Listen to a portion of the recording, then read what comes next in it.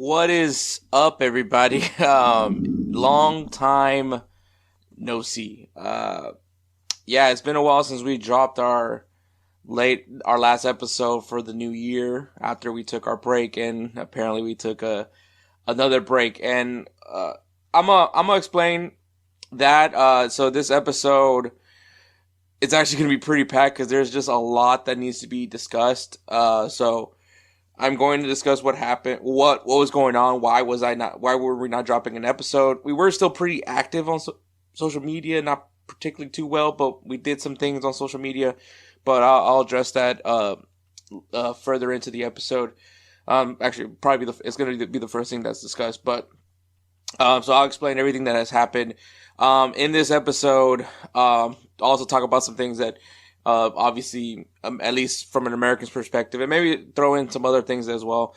But MLS season's kicking off this weekend, and so didn't bring anybody on. It's also just and like I said, I'll explain everything as to why. Like maybe this isn't going to be like the most organized episode. Well, it's going to be organized to an extent, but why maybe I wasn't able to bring in a guest. Edward's schedule was kind of hectic too, so I don't think Edward's going to be in this episode at all. If he does, then that's miraculous. But I'm going to basically break down what happened, probably touch up on the Super Bowl because I just want to. But MLS season's coming up, so there's going to be a preview. It's just going to be me. I'm probably not going to go like super in depth. I am going to have like basic things to talk about as far as the MLS this season, but I'm not going to go like an hour long because there's a lot to talk about because Champions League. So by the time this episode drops, the first legs of the playoff round of Champions League has already been played. So, which is fine. So I'll just go ahead and talk about the matchups and my thoughts on some of the teams. We were originally, because we were supposed to drop an episode after the last of, obviously the most recent episode that we dropped. But like I said, I'll explain all that. But yeah, we were going to have a whole episode, and that was going to actually be talking about the Champions League, because the Champions League, obviously the league round already concluded, so we were going to do that, be a little bit more organized about it, but obviously with everything that has happened, I couldn't really touch up on it too well, but yeah, so talk about Champions League, already had it recorded from, like I said, from already. I talked with Musa of Mo Football. We touched up on AFCON, so we're gonna recap AFCON, share our thoughts on the tournament. There's gonna be a funny part of him sharing his thoughts on Real Madrid, because there was originally planned to talk about Real Madrid after a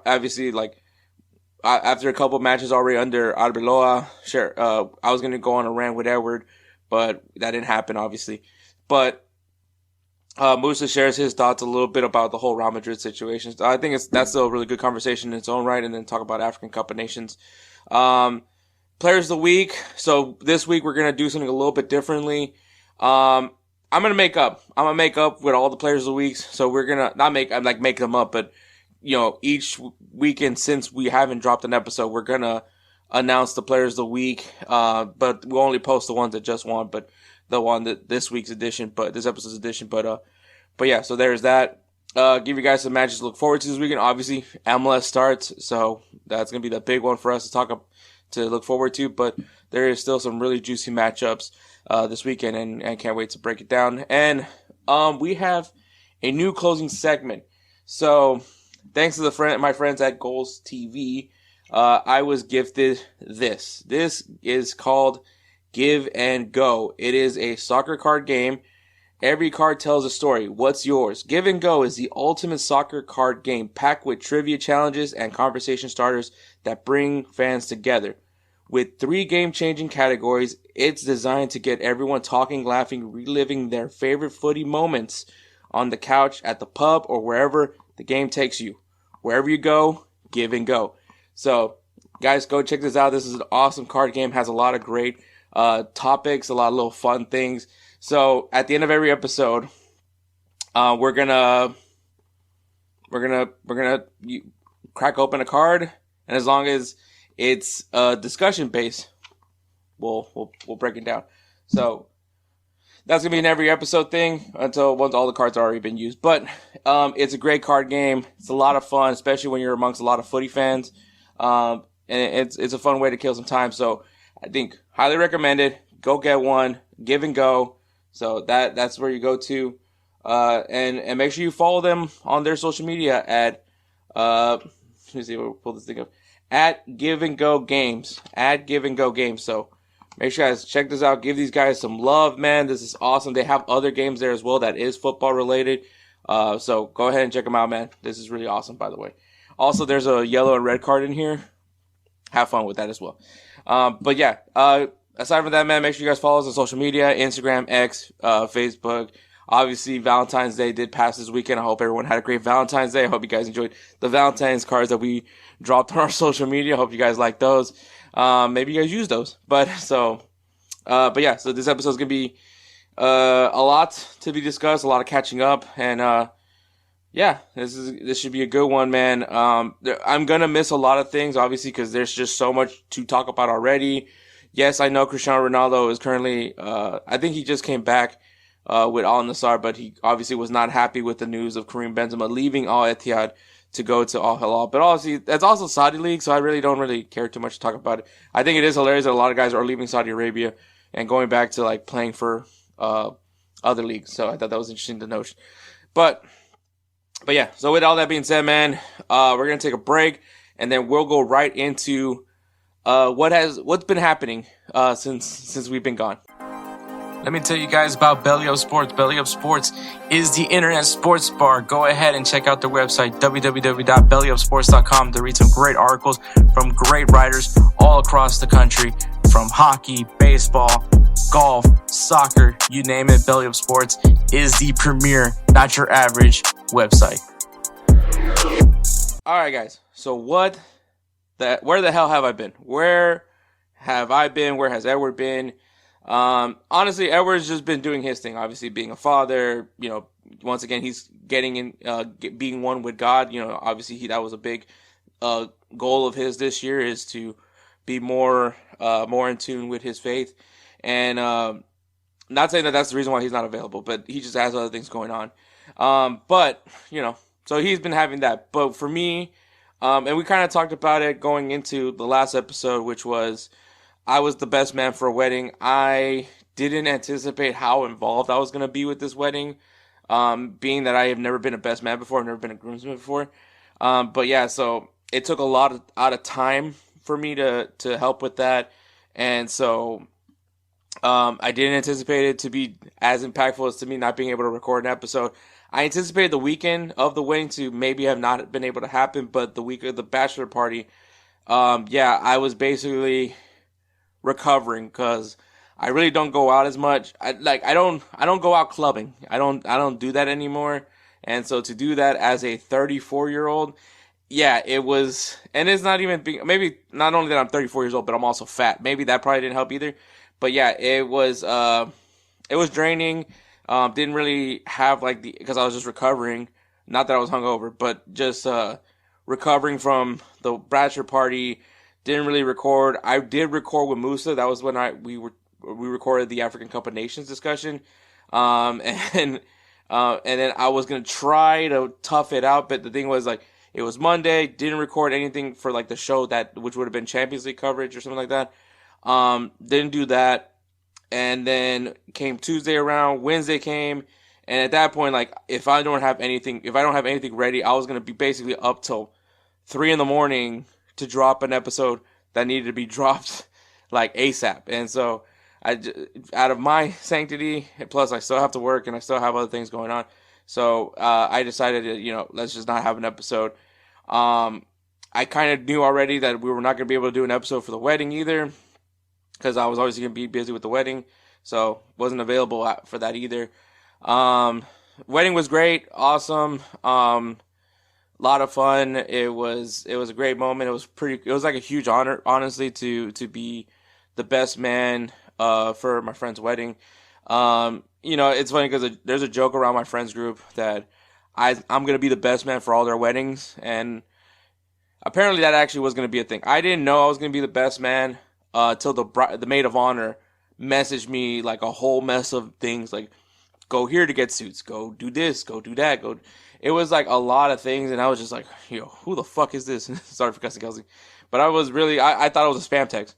But no, so that happened. But yeah, the wedding was great. It was beautiful. It was well done.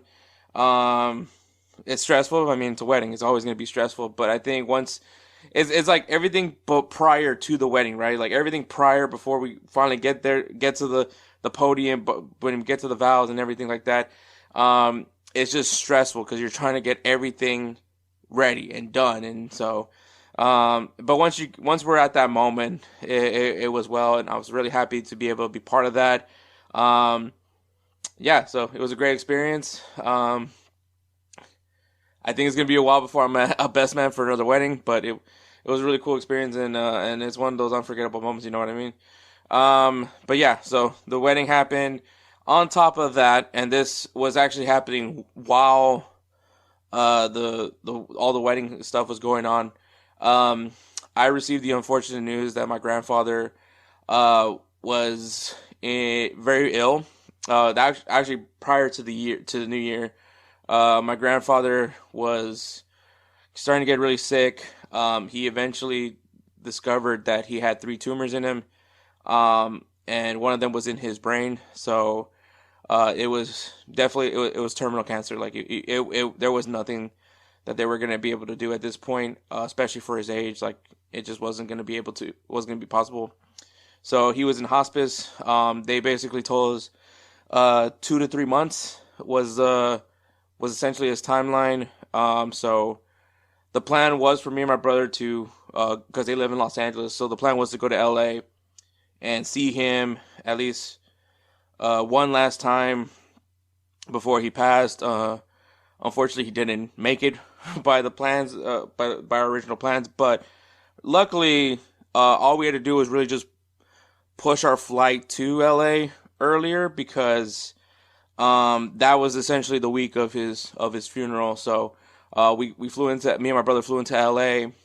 We stayed with our cousin, and yeah, so we did the wake in Los Angeles because my grandfather, his wish was he wanted to be buried in El Salvador. He wanted to be there with the Flores family. So so we did the wake in Los Angeles, and then my dad flew to El Salvador with my grandfather. Well, I think he was waiting there for my grandfather. He got there ahead of everybody.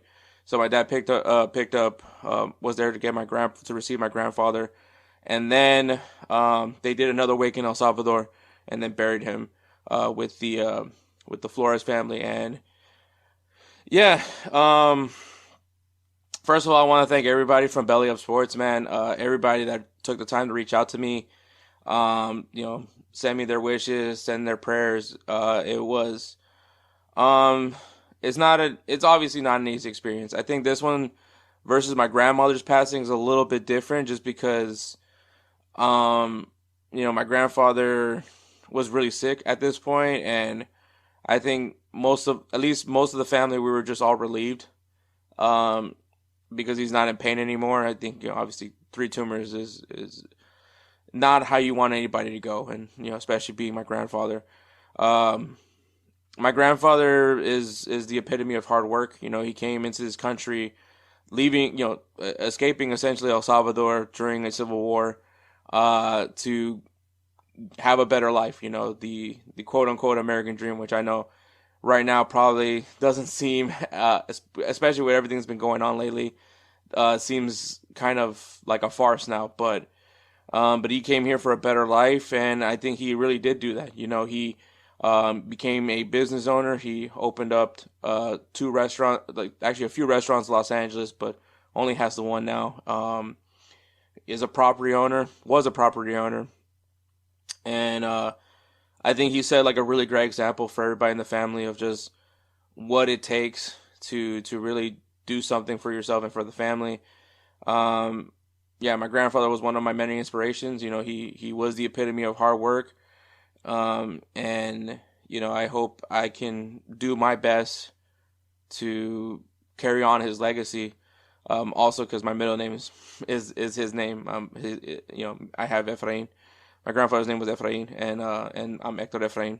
So some really big shoes to fill with that name, with that middle name, and I hope I'm able to live up to it.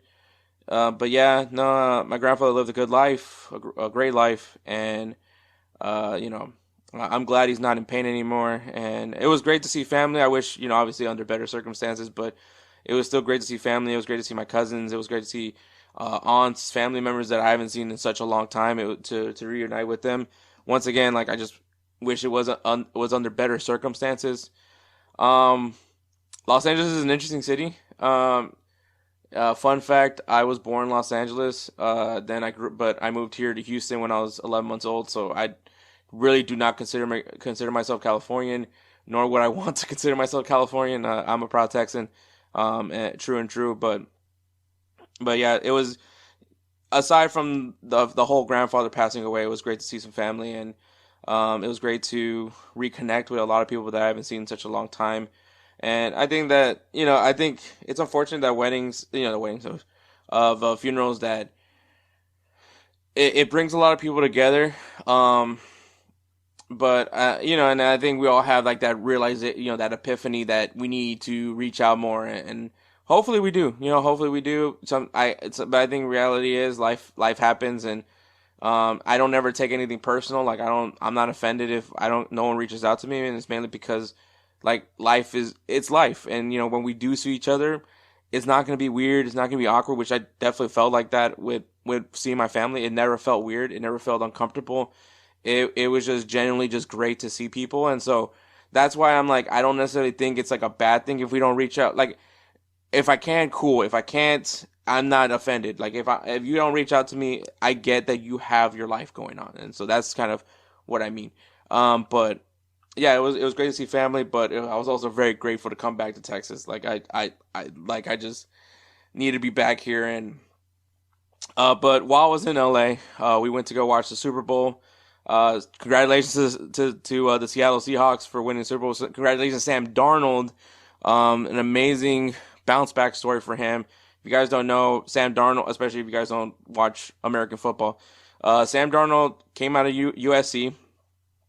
He was touted as a high prospect quarterback that could probably maybe be a good leader for a football team. He ended up going to the New York Jets, which, if anybody knows anything about American football, they're essentially a dumpster fire of an organization. He went there, didn't have a great time, as to the point where many felt that he was just a bust, a flop. And you know, he gets sent to Carolina, had a good run over there, but then obviously didn't come to full fruition over there. Then goes to Minnesota.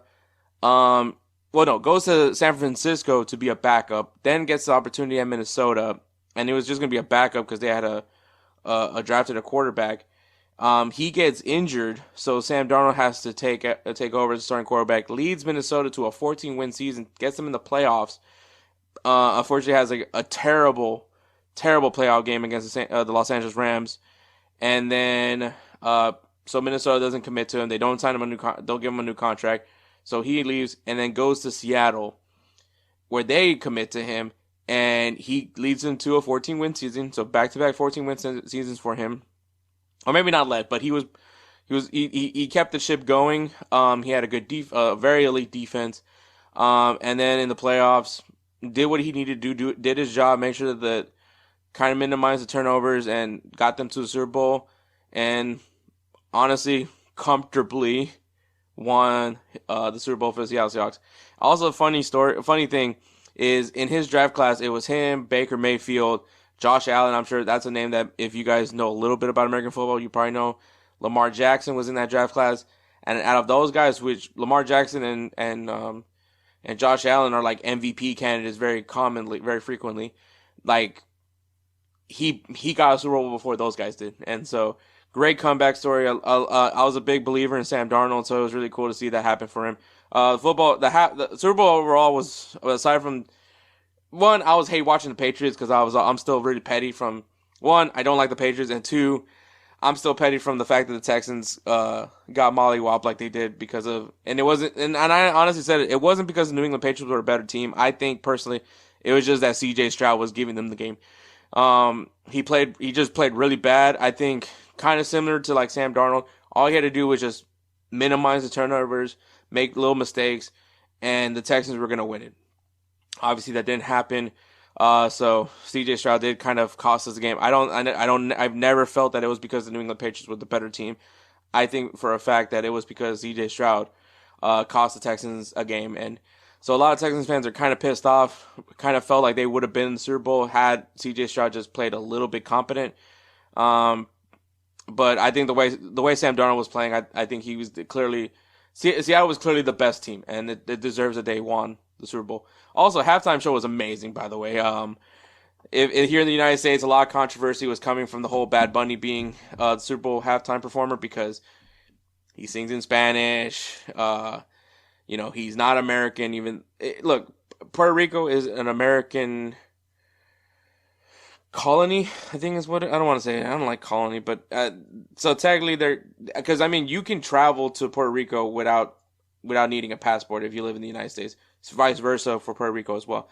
At least that's what I think. Don't quote on me, but it's a U.S. territory. So, but the hat one, I love Bad Bunny. Bad Bunny, like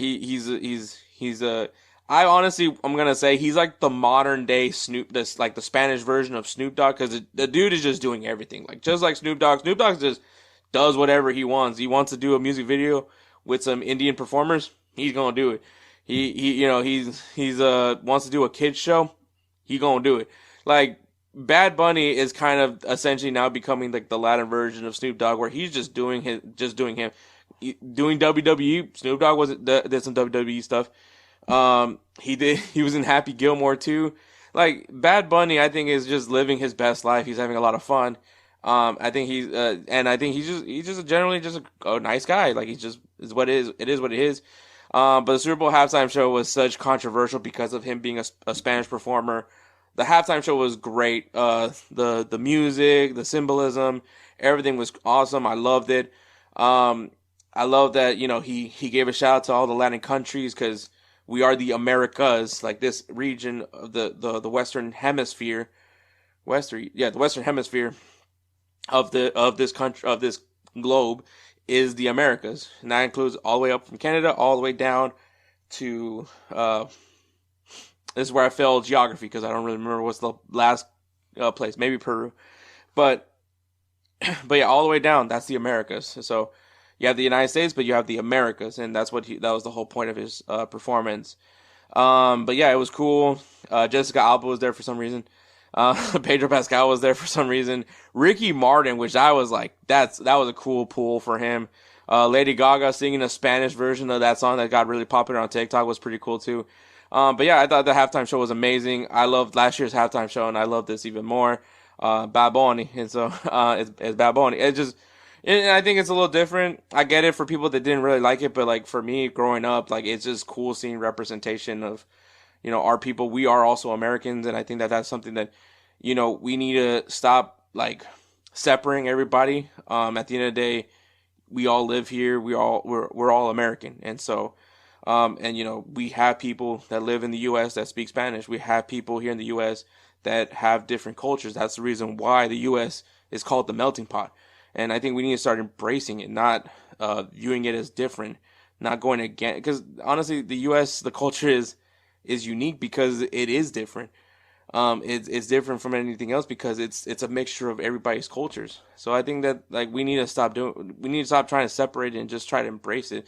And I think that's what Bad Bunny did with his show. Like he embraced it. It was funny because you had a wedding in there. Christian moral values. They would. Like, it's like everything that America would stand for, right? And people didn't like it just because the guy spoke Spanish. That's the point where you had a competing, and I don't want to say competing, but you had another halftime show with Kid Rock just doing mic flips. And I know that he wasn't really, like everyone's saying that he was poorly lip syncing. Everyone has, some people do backtracks when they do a performance. I think that was just a backtrack, but yeah, not a good look for him. Am I a person that's going to be, I don't listen to this person because he listens to that? I barely listen to Kid Rock. I think the only song I know is that Bob did the Wah, which apparently people wanted to listen to that, but a guy speaks Spanish. No. But And I got a little, yeah, but I mean that's just what it is, man. But, I think halftime show was great, Super Bowl was great. But yeah, that's essentially what happened. The reason why we haven't been recording is just busy with a wedding, and then on top of that, my grandfather's passing. So that's why I haven't been around, and I apologize. I am going to.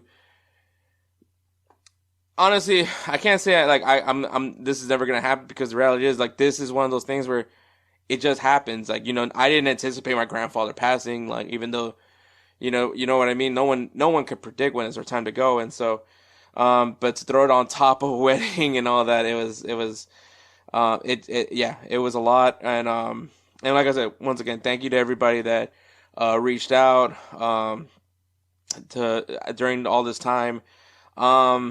I don't know if I was really grieving at all. I did have like some moment of reflection, just because like all the memories of my grandfather, from school field trips to just days I would just hang out with him at the restaurant, or my grandfather doesn't really talk much. He'll say a few things, but he rarely talks. But he's that presence that, like, when he starts talking, you shut up and listen, kind of thing.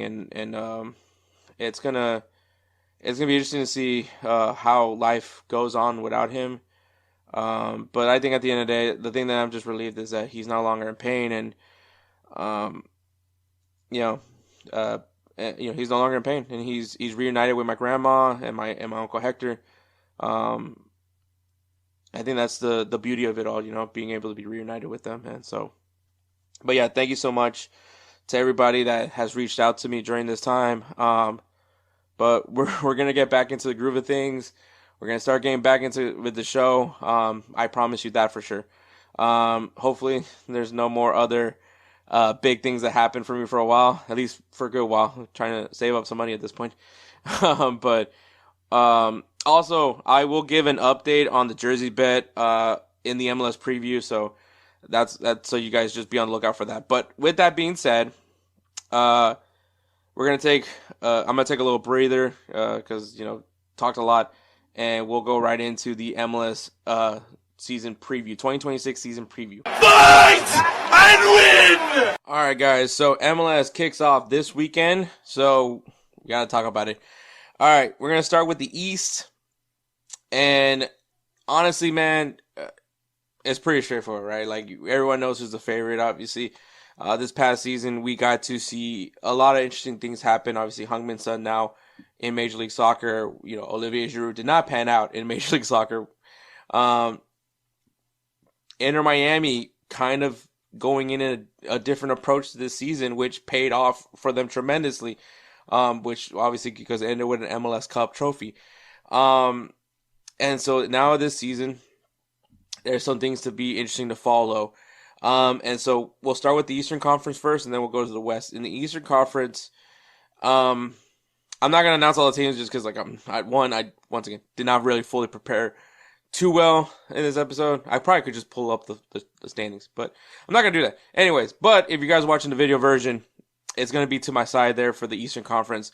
Now, when I was looking at the standings from the previous season, if there's a team that I would say might have a little bit of a dip, like a setback this season, I'm looking at Columbus Crew.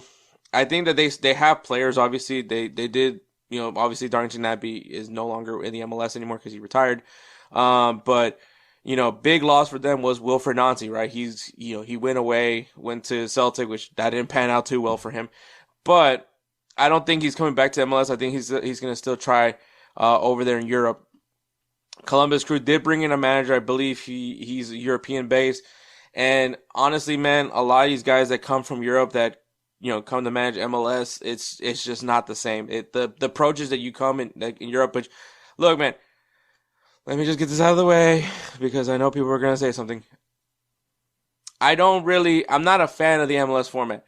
I think the playoff format is perfectly fine. The people that complain that the MLS regular season doesn't mean anything, it does mean something because you got to get into a playoff position. But once again, and I've said this over and over again, Major League Soccer, they have to do something that is just, it's not easy, which is trying to get create a league, a football league, where the footy fans are gonna be able to comprehend, but at the same time, the American sports fans gonna comprehend. And what American sports fans understand is playoffs. And obviously, with the footy fan is football. Now, is the quality of football in MLS the same as in the Premier League? Absolutely not, and we need to stop acting like it is. It is apples and oranges. It's perfectly fine. I've watched Salvadorian League. I'm entertained. Is it the same quality as La Liga? No, but it's still a fun league. Liga MX. I love Liga MX. Is it the same as the Bundesliga? Absolutely fucking not. Sorry for cousin Kelsey. Major League Soccer. Is it the same as Premier League? No, but it's still enjoyable. It's still football. It's still the same sport. It's just the quality isn't there, and it's perfectly fine. You find some things that you enjoy from time to time. There are bangers from time to time. There's some good matches from time to time. Just like in any sport. Like you're telling me there's not a single boring match in Premier League. There's going to be a few stinkers. It's just in any sport. But as a matter of fact, right now I'm watching the FA Cup, and Arsenal's like beating the cheeks out of Wigan. Like that's just what Wigan. It just happens. But so that's all I gotta say. That's my little TED talk. Now, with that being said, I think with European managers, I think because they approach it like they would in the European calendar, it's a lot different, right? The schedule right now is different. It's gonna change next season. They're gonna go into that. They're gonna start having the season now be falling with the fall spring calendar like the rest of the world is. But right now we're still in that spring fall calendar, and the other big thing this year, there's going to be a pause for the World Cup. So there is also that to take in consideration. And Columbus Crew, so there's an unknown if this manager is going to be able to just go into this league, understand this league. Like, has he done his homework of this league before going in here? And I think that's going to be the big question for Columbus Crew. So for me, I think Columbus will be taking a dip this season. I don't think that they're going to fall out. I don't think they're not going to be in the playoffs. I think they can make a playoff push. But I do see like a little bit of a dip. And I think they might be a wild card team, at least in that respect, especially if you look where they were in the previous season. My most improved team, my team that will be improved, I think is Atlanta United. I think Atlanta United, it was a major disappointment. You bring back Miguel Almiron, you bring in Latte Loft, and you think that this team should be firing at all cylinders. That was not the case. I think that they're going to be an improved team. I think bringing back Tata Martino, a guy that has a lot of familiarity with Miguel Almiron, I think Latte Loft, if he's able to unlock him, could be a big thing for Atlanta United. So I think Atlanta United will be very improved. Is that meaning that they're going to be competing for MLS Cup? No, but I think that they're going to be in a better position than they were in the previous season. So that's my that's my improved team. My dark horse team is New England Revolution, and the reason why is because the manager that they brought in was the U20 coach for the U.S. men's national team, and I think he brought in Brooklyn Reigns. I think that's a really good piece for them. A guy that understands that manager's system. So I think that this team, there was moments where they didn't look terrible. They just weren't really good at scoring. I think defensively they were pretty good at that point. They were pretty decent. I think they can come into the season and kind of spoil the season. Like, I don't know if playoffs is the thing, but I can see them impacting standings throughout the year, and maybe they make a push in the playoffs. I think New England will be an interesting team to watch. Because I feel like they have something here. You still have Campana, you still have Gil. So I think that's going to be an interesting team. So that's my dark horse team for the Eastern Conference is the New England Revolution.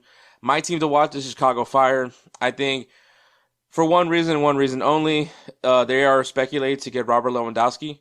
I think if they're able to get Robert Lewandowski, which you already have Kuipers, yes, you lost Brian Gutierrez. I think that's a big loss for them, as he's now over at Chivas de Guadalajara. But I do think Chicago Fire in the second year with Greg Berhalter could make a big jump. So I think that they are going to be a good team to watch. They made the playoffs last year.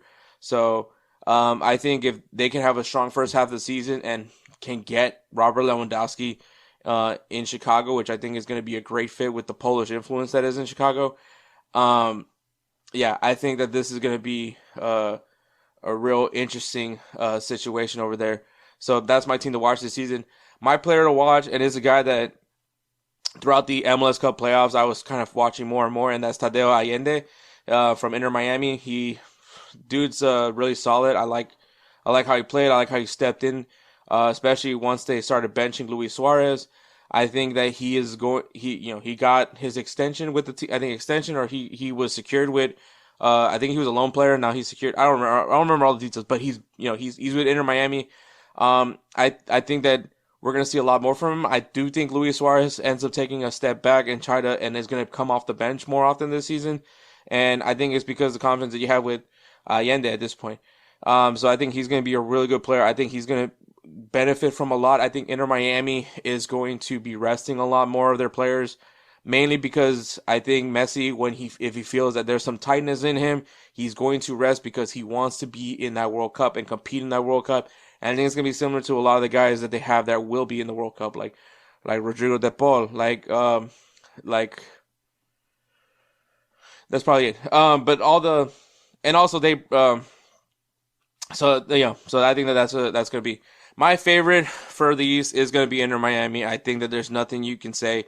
They got a lot. They reloaded. You lose Sergio Busquets, you lose Jordi Alba, but you get Sergio Reguilon. You bring in Dane St. Clair, one of the best goalkeepers in Major League Soccer, goalkeeper for Canada. So you reloaded pretty well. I think you have some good players already. You bring in Mikhail, which is going to be torture for me, as he was once a dog for the Houston Dynamo. Houston Dynamo sold him to Palmeiras. Now he's back in the MLS with Inter Miami on loan. I think he's going to be a good fit for Inter Miami, especially in that back line. I think as the season progressed, defensively, Miami got a lot better. Maxi Falcon definitely found his groove a little bit better as the season progressed, especially in the playoffs, became very important in that playoff push. I don't think anybody, if anything, that's going to hurt Inter Miami is just the fact that they have, once again, a lot of competitions that they're going to be involved in. They're going to be obviously in the Champions Cup, which that's going to probably they're going to put more emphasis on that, at least initially, early on. But yeah, I think Inter Miami has figured it out. They don't, and I hate having to say it like this because obviously, me trying to defend the MLS regular season, they know they don't have to finish on top of the East. They just have to get in a playoff spot and hit that, get into that second gear, which they did it. They proved it because they were just very much the best team in the East. Didn't matter who they played against, whether it was FC Cincinnati or whoever was next on the docket. In the playoffs, they looked like the best team in Major League Soccer. Inter Miami is my pick for my favorite from the East. That's the Eastern Conference. All right, Western Conference. My team for the setback, and it might be just an easy pick, but I think it's San Diego FC. It's hard to stay on top, man. Like, they had a great first season. Obviously they just got beat by Vancouver. I think I just think the reality is, it's hard to top a great start to the season to their first year. I don't think they're gonna be out of the playoffs or anything like that. I just think they're gonna take a little dip. They did, all the drama that's coming from Chucky Lozano, but you still have a really good core of players. I think you have a good coach who made it very clear that Chucky Lozano is not part of the team. I just say they're gonna dip, just because they're gonna fall off from first place. I think they'll probably still be in a playoff, in a good playoff position. So that's where I'm at with San Diego. I think they're still gonna be a good team. I just don't think they're gonna be the best team in the West this season. Most improved team, I think, is the LA Galaxy. Ricky Puig did re-injure, or he something happened with his recovery, so he's going to be out again this season. But Gabby Peck is looking good again. Painsel's looking pretty good. They got players, man. They got a good team. They reinforced a lot of things around the team defensively. I believe they brought in Hack and another guy. So I think LA Galaxy, having just a tough season after winning the MLS Cup, and obviously kind of fell to the whole roster rules and everything like that. I think for people that are going to say what happened with Inter Miami let go of a lot of contracts. If you guys weren't paying attention, they let go of a lot of contracts to make sure that they were going to be good come the end of the season, because you can't make a move for Sergio Reguilon without being able to, first of all, move on from a lot of contracts. So I think that was kind of like where Inter Miami did it a little differently from the LA Galaxy. LA Galaxy just had to ship out a lot of players because they had to make up for all the all the bonuses and everything that came with it. So that's Inter Miami just playing like 3D chess versus everybody else playing checkers. I think that's really what it came down to it. But yeah, LA Galaxy, I do expect to be a very improved team this season. I think they can get into the playoffs, so that's where I'm seeing them. My dark horse team, and I might be biased, and I don't freaking care, it's the Houston Dynamo. I think they are going to be a problem this year. I think I think the defense is getting their dog back. Ache is back, which I think he's a great guy in the locker room. I think he brings this mentality, a very physical mentality guy. I think that it's great that he's back with Houston. I think that that's going to be an important thing. I think the Dynamo are going to be a problem this year. They're going to be dogs throughout the turn. They're going to make you earn points. If you're going to beat the Dynamo, you're going to have to earn that victory with them. So I think the Houston Dynamo are going to be a problem this season. I think the attack is looking really solid right now throughout the preseason. I know that's preseason, but still, they look really good. Yeah, I think this team is very much back, and I am prepared to get hurt again. I am just very much so. My team to watch is Minnesota United. Minnesota United did an amazing move by getting James Rodriguez. I think that was a great move for them. They already have a great fan base, and on top of that, now you're adding everybody in Colombia to support you. Yeah, I think James Rodriguez is a great decision. Obviously, he needs somewhere to be playing so he can be ready for the World Cup, where he's just going to unlock himself yet again. So, yeah, Minnesota United is going to be interesting. I think they're going to be really good. I think a lot of people are kind of iffy with them. I think they're going to be a good team. So I can't wait to see what Minnesota United does this season. My player to watch, I think it's going to be Heung-min Son. I think Heung-min Son could win the MVP this year. I think Messi's is going to be mindful about his matches. He's going to be mindful of his body. So I don't think he's going to take too many risks. Heung-min Son, when him and Danny Boanga are playing together, they just look fluid. And, with the rumors potentially that Antoine Griezmann is finally going to make his move to LAFC, make his move to MLS, and it more than likely is going to be LAFC, like, that is juicy. I think Heung-min Son is going to be the benefactor of all this, and I think he's going to compete for the Golden Boot, and I think he's going to come out as the MVP of Major League Soccer this season. So I think Heung-min Son is going to be very important. And going into it, my favorite for the West is LAFC. I think LAFC, they just reload, man. They just reload. They get good players, and I think, especially if they're able to get Antoine Griezmann in that second half to get into the second half of the season, LAFC is going to be an interesting team to watch. I think LAFC versus Inter Miami might be a really good final. I am not going to pick a team to win, but I do think that this is going to be a very interesting MLS season with all the facts that there's going to be a break for the World Cup. Some of the things that they're changing this year. And of course, going into 2027, there's going to have a short season, and then they're going to move in to the new calendar. So all these things are going to be really cool into anticipation. Inter Miami's new stadium. Is Robert Lewandowski going to come in? Are we going to see Antoine Griezmann finally in Major League Soccer? Like, is Cristiano Ronaldo going to come to Major League Soccer? Like, all these things, I can't wait to find out this season of Major League Soccer. It's going to be important that Major League Soccer is able to get more eyes on them. They're making some good decisions. I'm glad they removed MLS Season Pass. I'm glad that it now, just with a standard Apple TV account, you're going to be able to watch Major League Soccer games. So I think that this is an important year for Major League Soccer. I think that if they're able to get enough eyes on them, especially in a World Cup year where there's going to be so much excitement and energy, if they can go into that second half of the season and really pay it off, I think that this could be great for the league. So that's where I'm at. Also, update. So I sent an email to the winner. He didn't respond. And so I'm still going to do a jersey giveaway. But because of just obviously lack of communication, I'm going to now award it to two people.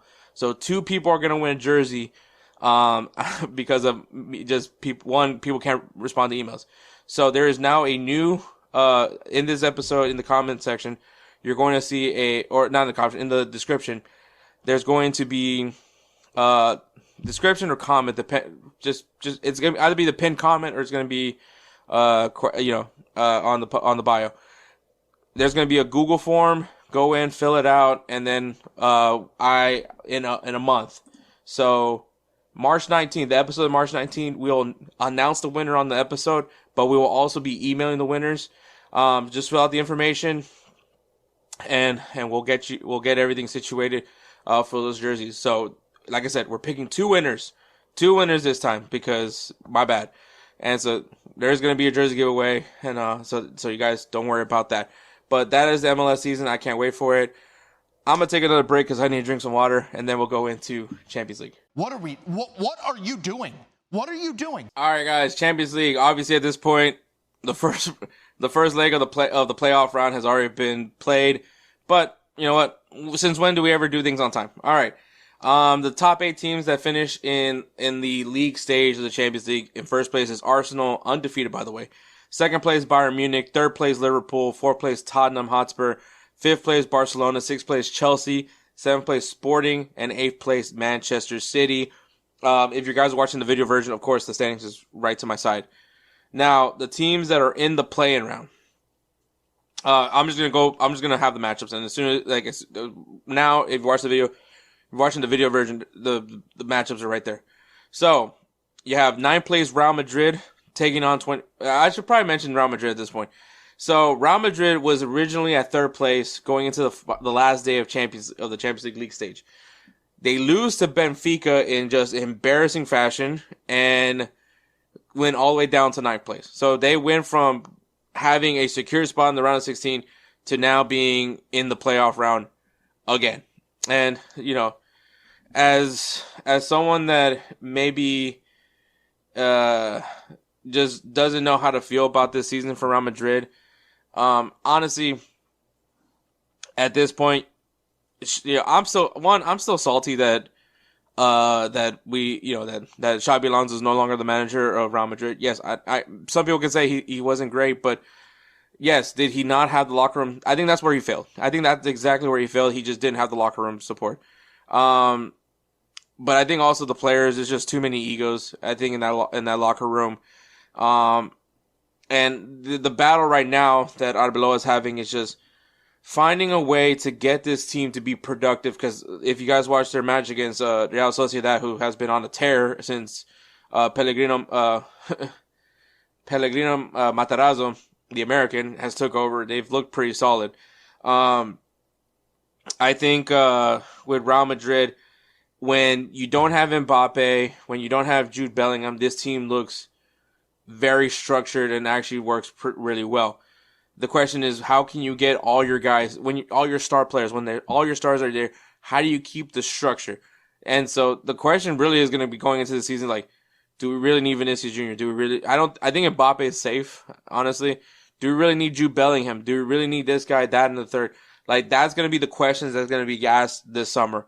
Like, do we really need these guys? Like, because if Real Madrid's seeing that, like, hey, we're not playing well with all our guys, but then these matches where Mbappe's not there, they look really good. When Vinny's not there, they look really good. When Jude's not there, they look better. You know, like those conversations are going to be made. And I think if you want to be Jude Bellingham, if you're Jude Bellingham, you're Vinny and Mbappe, you got to figure it out how to get all three of y'all on the pitch together and looking fluid and structured. Hey guys, this is Hector from the Inter Miami and LAFC podcast, here to tell you guys about Canada Dips. It is a great tasting, superior alternative to traditional dip using CBD in a way that is radical, enjoyable, and effective. It comes in 5 core flavors: wintergreen, mint, citrus, mango, and American spice. Canada Dip CBD is the new evolution in dip, allowing guys to enjoy great, long-lasting taste without the downsides. If you guys want to go ahead and try them out, use the code BELLYUP20 at CanadaDipCBD.com. Once again, BELLYUP20 at CanadaDipCBD.com, and you'll get yourself 20% off your purchase. Thank you again for Canada Dips for being a great partner of Belly Up Sports. Because that's the big thing. That is going to be the big thing at the end of the day. Can you keep that structure and push on? At least for me. That's going to be the big question mark. Because in your guys' viewpoint, the bad guy is gone, right? Xabi Alonso, the mean man, is no longer there. So now it's on you. If you cannot perform and live up to what the promises that you gave to Florentino Perez and everybody else, which, by the way, are officially no longer in the Super League. Like, the Super League is finally disbanded, thank God. But, like, if you cannot prove to these guys that this team is good, they're going to move on from you. Arbeloa, I don't think he's going to be the manager for next season. So whichever manager comes in, if they think that you're not part of this team, they're going to move on from you, because that's what Real Madrid does. So I think this is essentially this is their audition. This is their audition to stay with Real Madrid next season. So we'll see how that all goes. But so Real Madrid in the playoff round are going to play against Benfica. 24th place Benfica, who, because of beating Real Madrid, got into that final spot to get into the playoff round. So Real Madrid now has to play again against Benfica. So there's a redemption opportunity for these guys to prove that what happened was just a big mistake, and to repay to the Madridistas, because if not, this is going to be one of the biggest upsets in the competition. Now, so these games are going to be played February 17th and the 25th. So, like I was saying, first leg has already been played. So the next game will be on the 25th. The winner will either face Sporting Lisbon or Manchester City, depending on the draw. But that is the two places that they could end up playing against. The two teams that they could be playing against. We got 10th place Inter Milan taking on 23rd Bodo Glimt, which will be the 18th and the 24th. And they are potentially also Sporting or Manchester City. So I think that this is going to be should be a pretty straightforward match. I think Inter Milan definitely finding a really good groove over there in the Serie A right now. They're looking strong. Maybe, like, here's the thing though with the playoff round, because obviously the last year was the first year of this format, and we saw a team that came out of the playoff round mollywop everybody to the final. So I think that this is going to be really interesting to see how that there's really no clear-cut way of how to win the Champions League in this format. Like, you could be a playoff team. You could, maybe being undefeated in the league stage isn't a good thing to be. So, because obviously that happened with Liverpool. So we're going to start seeing more and more trends. We're going to start learning the trends of this competition as more years go, that maybe it's not good to be in the top 8. Maybe it is good to be in the playoff round. We'll see how that goes. But Inter Milan, obviously last year was the best defensive team in the Champions League. Now they're in the playoff round against Bodo Glimt. Which honestly I'm just gonna say they're just very much happy to be here. But it's gonna be a really interesting matchup, 18th and 24th. So the 24th will be their next match, obviously, because they already played it. Last year's champions, PSG, 11th place, going up against 21st place Monaco. Which, if you remember, PSG's run started with them mollywopping Lille. So could this be the same thing, or can Monaco end it and there's going to be a new Champions League winner this year? So we'll see. So I think this is going to be an interesting matchup. Monaco has looked pretty decently over there, so we'll see. But PSG is still PSG. So PSG getting some familiarity before going into the round of 16 would be kind of deja vu, if you will. We got 12th place Newcastle United taking on 22nd place Karabag. Once again, another team that's just happy to be there. Newcastle United, I think, is an interesting team. They're going to be playing on the 24th, the second leg. Both PSG, the matchup with PSG and Monaco, and Newcastle United and Karabag, these winners could potentially be facing either Barcelona or Chelsea. So that'll be interesting, especially with PSG and Chelsea being that is the Musa Bowl. So we'll see what happens there. And then we have 13th place Juventus taking on 20th place Galatasaray, which their next match will be the 25th, because obviously they already played the first leg. And then we have Atletico Madrid, 14th place Atletico Madrid taking on 19th place Club Brugge, playing on the 24th. And in these two matchups, they can either face Liverpool or Tottenham in the next round. We have 15th place Atalanta taking on 17th place Borussia Dortmund. And I think that's actually going to be a really great matchup. That might be the matchup I'm watching. More focus on besides the Real Madrid one. And 16th place Bayer Leverkusen taking on 18th place Olympiacos. Which the Atlanta match will be the 24th, and then the Leverkusen match will be the 25th. And these two teams, the winners could be facing either Arsenal or Bayern Munich, depending on the draw. Now, predictions-wise, I'm going to say Real Madrid does not learn from their mistakes, and they're not going to lose to Benfica. I think they'll want to get their revenge against Jose Mourinho and his team. So I think Real Madrid does beat Benfica. I think Inter Milan does what they're supposed to do against Bodo Glimt. I think once again with what they're able to do defensively and on the attack, I think they're going to be a little bit overpowering for Bodo Glimt. PSG and Monaco. This one might be a little bit intriguing just because, like, let me see, when was the last time PSG and Monaco faced off? Let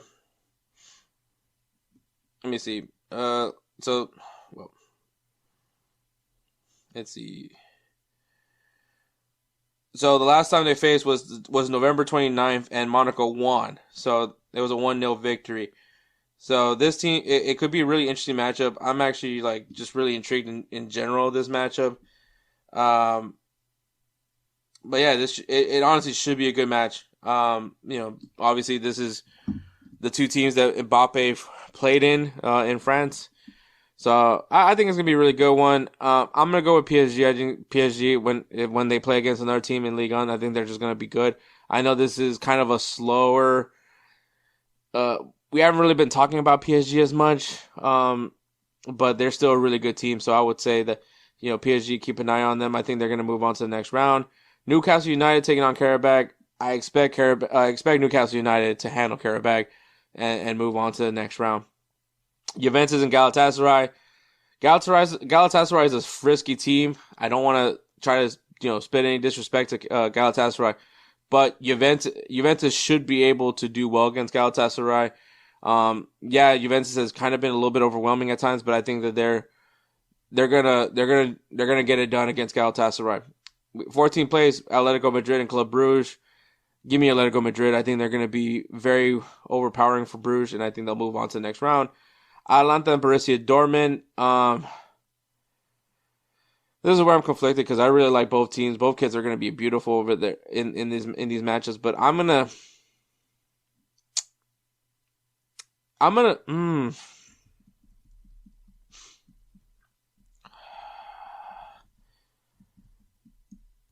take Borussia Dortmund. I think Borussia Dortmund is going to move on. That one's going to be a really good matchup. Look out for Lookman. I think Lookman might be a problem for Borussia Dortmund, but we'll see. And then 16th place Bayer Leverkusen versus 18th place Olympiacos Leverkusen. I think Leverkusen, despite all the drama that started early on in the season with Ten Hag, definitely bounced back. So I think the teams that will be moving on is Real Madrid, Inter Milan, PSG, Newcastle United, Juventus, Atletico Madrid, Borussia Dortmund, and Bayer Leverkusen.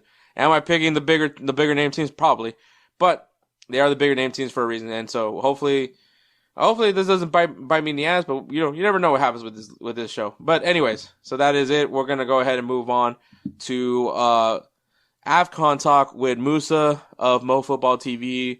We recorded it way back. It's gonna start with a fun, interesting conversation about Real Madrid. And then, for you guys' reference, this was after the match that Real Madrid got eliminated by Albacete in the Copa del Rey when they got eliminated. And also, I think there was another match where every time Jude Bellingham or Vinicius had the ball, they got booed. So, just so you have a frame of reference when this was discussed, and then we go into the whole African Cup of Nations. So, enjoy. Anything's possible. Anything's possible. All right, guys, we got Musa back from Mo Football TV. Obviously, a pleasure. Fun fact: there was a weird thing that just happened right now. I don't know what the hell happened, but anyways, we're back here. Musa, obviously, great to have you back on. You're gonna talk about AFCON for a bit, but I was intrigued because literally right before we get to this part of this episode, I'm gonna have like a full rant about my thoughts with the whole Real Madrid and Xabi Alonso thing. I've said a lot of things already at this point, but especially with now. You have the fans booing players, right? Like you got every time Vinny touched the ball, every time Jude Bellingham touched the ball, and I'm assuming everybody that I guess would be quote unquote an anti-Xabi guy, because I do think a lot of Madrid fans love Xabi Alonso, and I think he was the most logical choice at the time, right? Like we say that all the time, right? At the time, this guys make sense, like in all essence of it, but I think. A lot of Madrid fans were just frustrated because they were prepared to see what Xabi could do. Obviously, a guy that played for Real Madrid, has won with Real Madrid, has won everywhere else, as a manager, still very young, but having some really good success nonetheless in his short career. I as far as I know you already said it, but let's go over it again. Um, Running. is it for you? Was it just the tactics wasn't great, or was it just him not? And I guess Henri kind of said it right, like too much coaching, not enough managing. Is that Yeah. what's fitting for Xabi Alonso? And well, especially for the superstars that you have when you have that much superstars, I think probably the people management side of things is probably as more important than the tactics. And I think that almost applies to any coaching almost, right? The people management of things works a little bit better because like I mentioned on our unrecorded part, that Ancelotti, the first thing that a lot of players talk about is his people management. Mm-hmm. He's in Brazil now. The one of the few things that comes up and why they're playing well now is his people management. Zidane, these people's management. Mourinho, their people management. So those that have been able to have like great success with so many big names typically have sort of that people management, and then the tactics kind of follows. But also we have to remember we're in a different generation of soccer players as well. Mm-hmm. Where a lot of them now have maybe even a bigger status even before they produced anything as much. Mm-hmm. So even though we say most of those teams have big names, but if you compare their names compared to the Galactico before, they have not won anything compared to the previous people. Mm-hmm. So I think it's just maybe just the pressure, people management, big ego, new coach-ish. And I don't think many of that generation of players have seen Xavi probably play at Real Madrid and kind of get a feel of what he means to the club, because the fans pretty much show them that, hey, he's one of us, played for us, won trophies for us, has the status. He went and learned somewhere else and came back.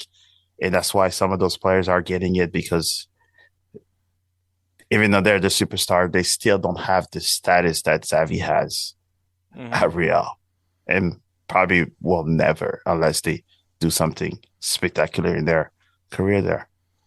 I gotta because have you ever seen anything like this? Like where the fans are okay? Maybe we could say Manchester United is definitely up there where fans that have kind of got tired of that.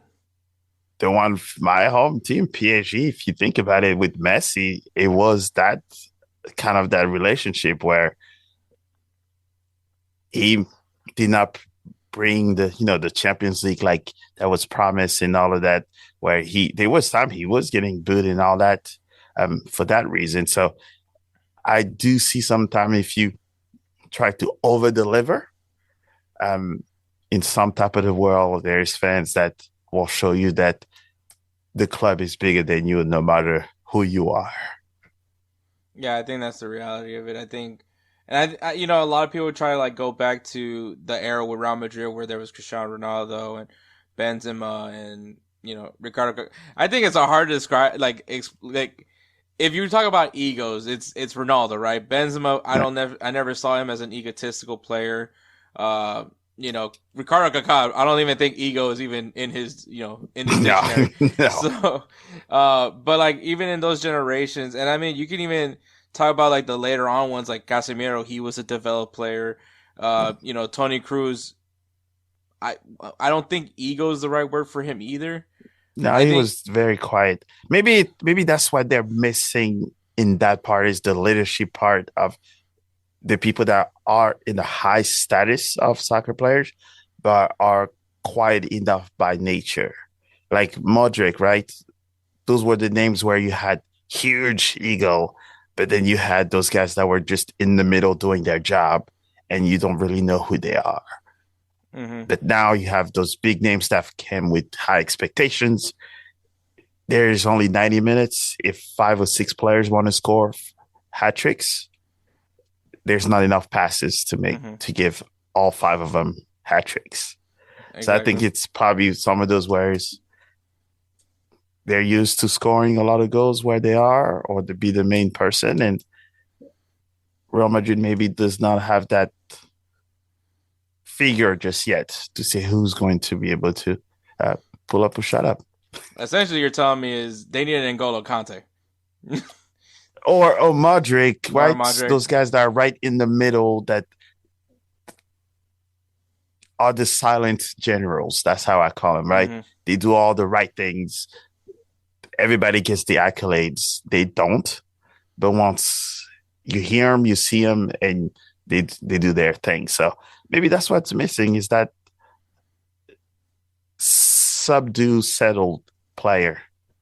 It doesn't have to be a midfielder. It could be a defender, but there's a lot of superstars, but not as much soccer players. Yeah, I definitely get what you're saying there.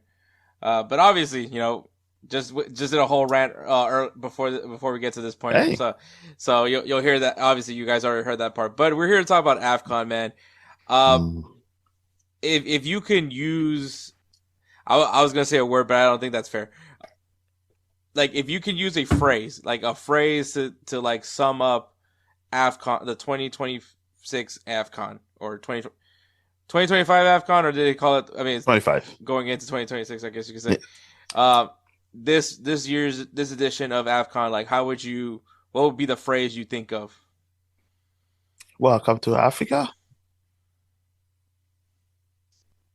I think that'll probably be the perfect definition, or African football, but I think that'll probably be the perfect definition. I think the tournament maybe have gone too well and needed a little bit of spice. And fortunately, someone heard we need a little bit of spice, and they decided to put the whole carton out in the final. Yeah, this final, obviously, Senegal. Congratulations, Senegal wins 1-0 in a very went to extra time. A lot of people thought it was going to be over because of a controversial penalty, and I want you to go. This is your full send opportunity to share your thoughts on that penalty and kind of the events that happened immediately after that, where you have the manager of Senegal basically telling the guys to get off the field.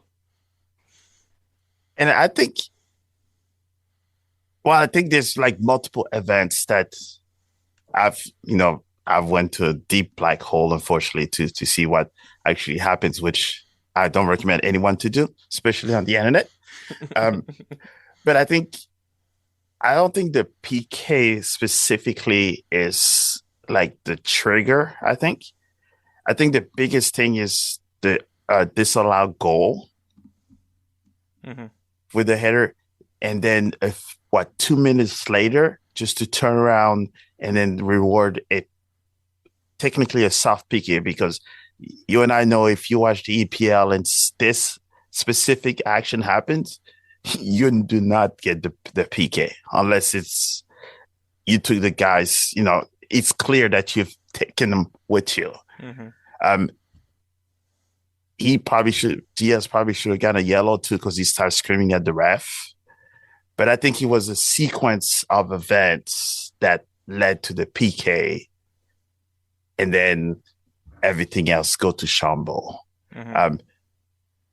The more I was watching it, I think probably the game should have been stopped or paused when the ball boys and the security from the stadium were wrestling the backup goalkeeper from Senegal for the towel. Yeah, the towel. I need to know about this towel. Like, what is the importance of this towel? Well, if you know, like for goalkeepers, because it rains a lot in Morocco, right? So we all know that the number one thing for goalkeepers is the grip on their gloves, right? So that's the reason why before every game, if you watch them, they spit on their gloves, right? So that counts the grip of the glove. So it's a rainy days. Everybody knows that when it rains a lot, goalkeepers have towels, usually maybe sometime on the net or on the ground. I guess, where a equipment manager, so you probably know that one where, so every time it's raining, if you watch him when he threw the towel at Mendy first wiped his face and then wiped his gloves so that it's less wet, so he has more grip. But they did that with Nigeria and other teams. So that's where Senegal was aware of what was happening in previous games.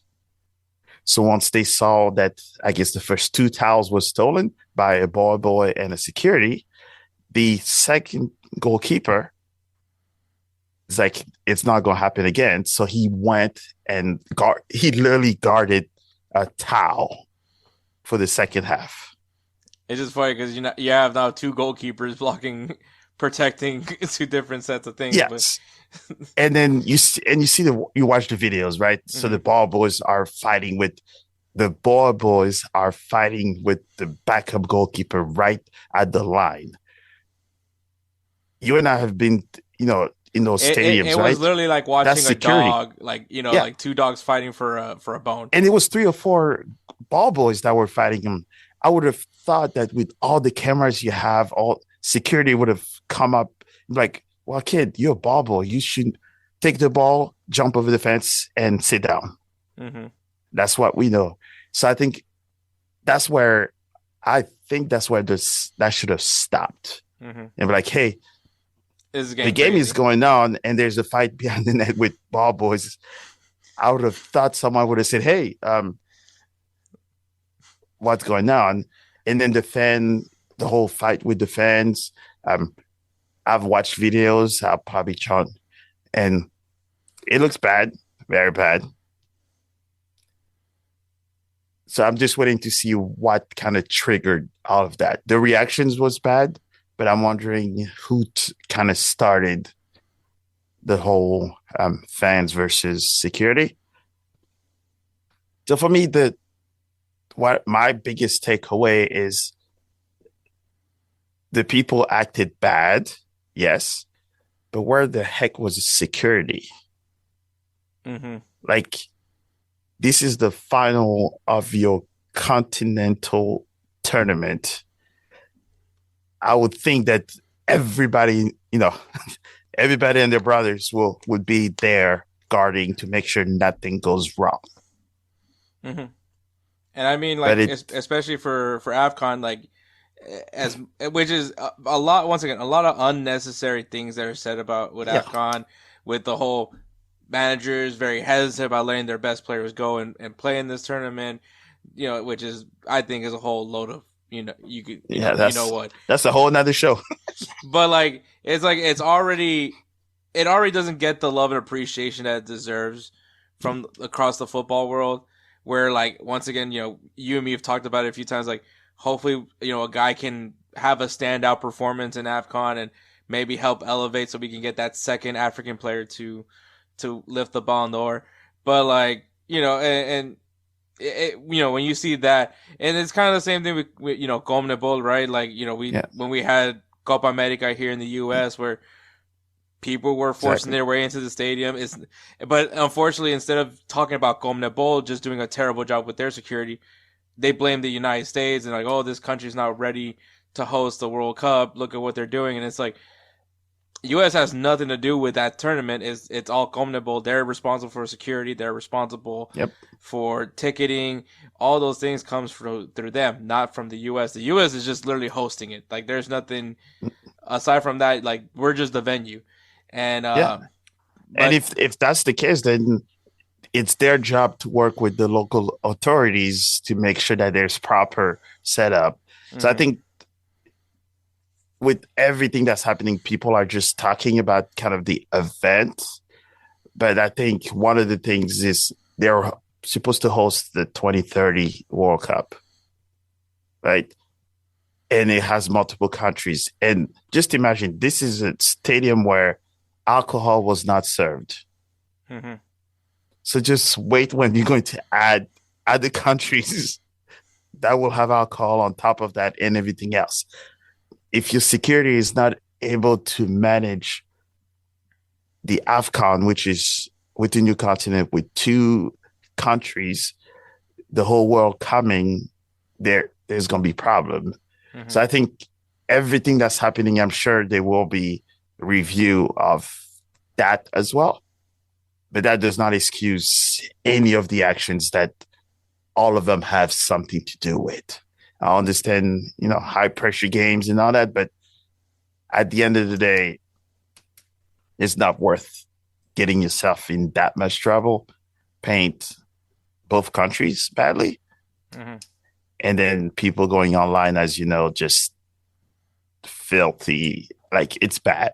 I'm watching those things. It's bad. So, and the tournament was going well, mostly well until towards the end. So, unfortunately, that's what all people are talking about. It was great stories, goals, teams. I mean, Morocco's facilities were top class. It's just, and the referees were not so. I don't know if you remember. I think last year I praised all the referees because they did such a great job. This one was a complete opposite of what we've seen. So I think Thierry Henry mentioned that the skills level, the team preparation, the infrastructure, the whole tournament was well and was ready, but the referees were not up to the level of the playing field. And I think that's what caused a lot of the arguments, the fight on that game. And I think the referee has a huge chip on what had happened. Because a couple of those good decisions, those bad decisions, he would have turned it. I don't think there would have been that much of a push if that goal that happened was allowed like it should have happened. I can guarantee you that PK would not have been that big of an issue, because at least you played both sides, and no one wants to end the game on the questionable PK. Definitely. So yes, those punishments not gonna be pretty. No, yeah, no, I can only imagine. Obviously, going more towards, I guess now the more positive of this tournament. For you, obviously, we saw a few nations that will be featured in 2026, and I'm just gonna, obviously, I feel like you're gonna, not Senegal, not using Senegal. I feel like Senegal is probably obviously a very capable team, and I definitely can't wait to see their matches in the World Cup, especially that very juicy matchup with your homeland of France as well. That's going to be a very Let's not talk about that one. A home divided, more so a Musa divided. Yes. So how about I just wear CD stuff? Yeah, you might just have to. But for you, aside from them, what's a nation that, and I know, of course, Congo is not technically a World Cup nation, because they're still pending a tournament. But like, you can also throw Congo if you want to. But what is that nation right now that you feel like, okay, this team definitely cemented at least some stability towards that 2026 World Cup? That's a good question. Man, I don't think I have more of a disappointed one that has not made it to the World Cup. And I think most of the team that have made it to, wow.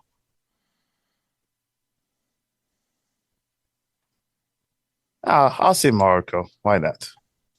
I think they did it well enough and managed their game well enough to still have the next ceiling for the next World Cup. Do you in any way feel the addition of having Brahim Diaz, who made the swap from Spain to Morocco, was that a very important swap in your opinion to help? Morocco, obviously the previous World Cup, made it to the semifinal.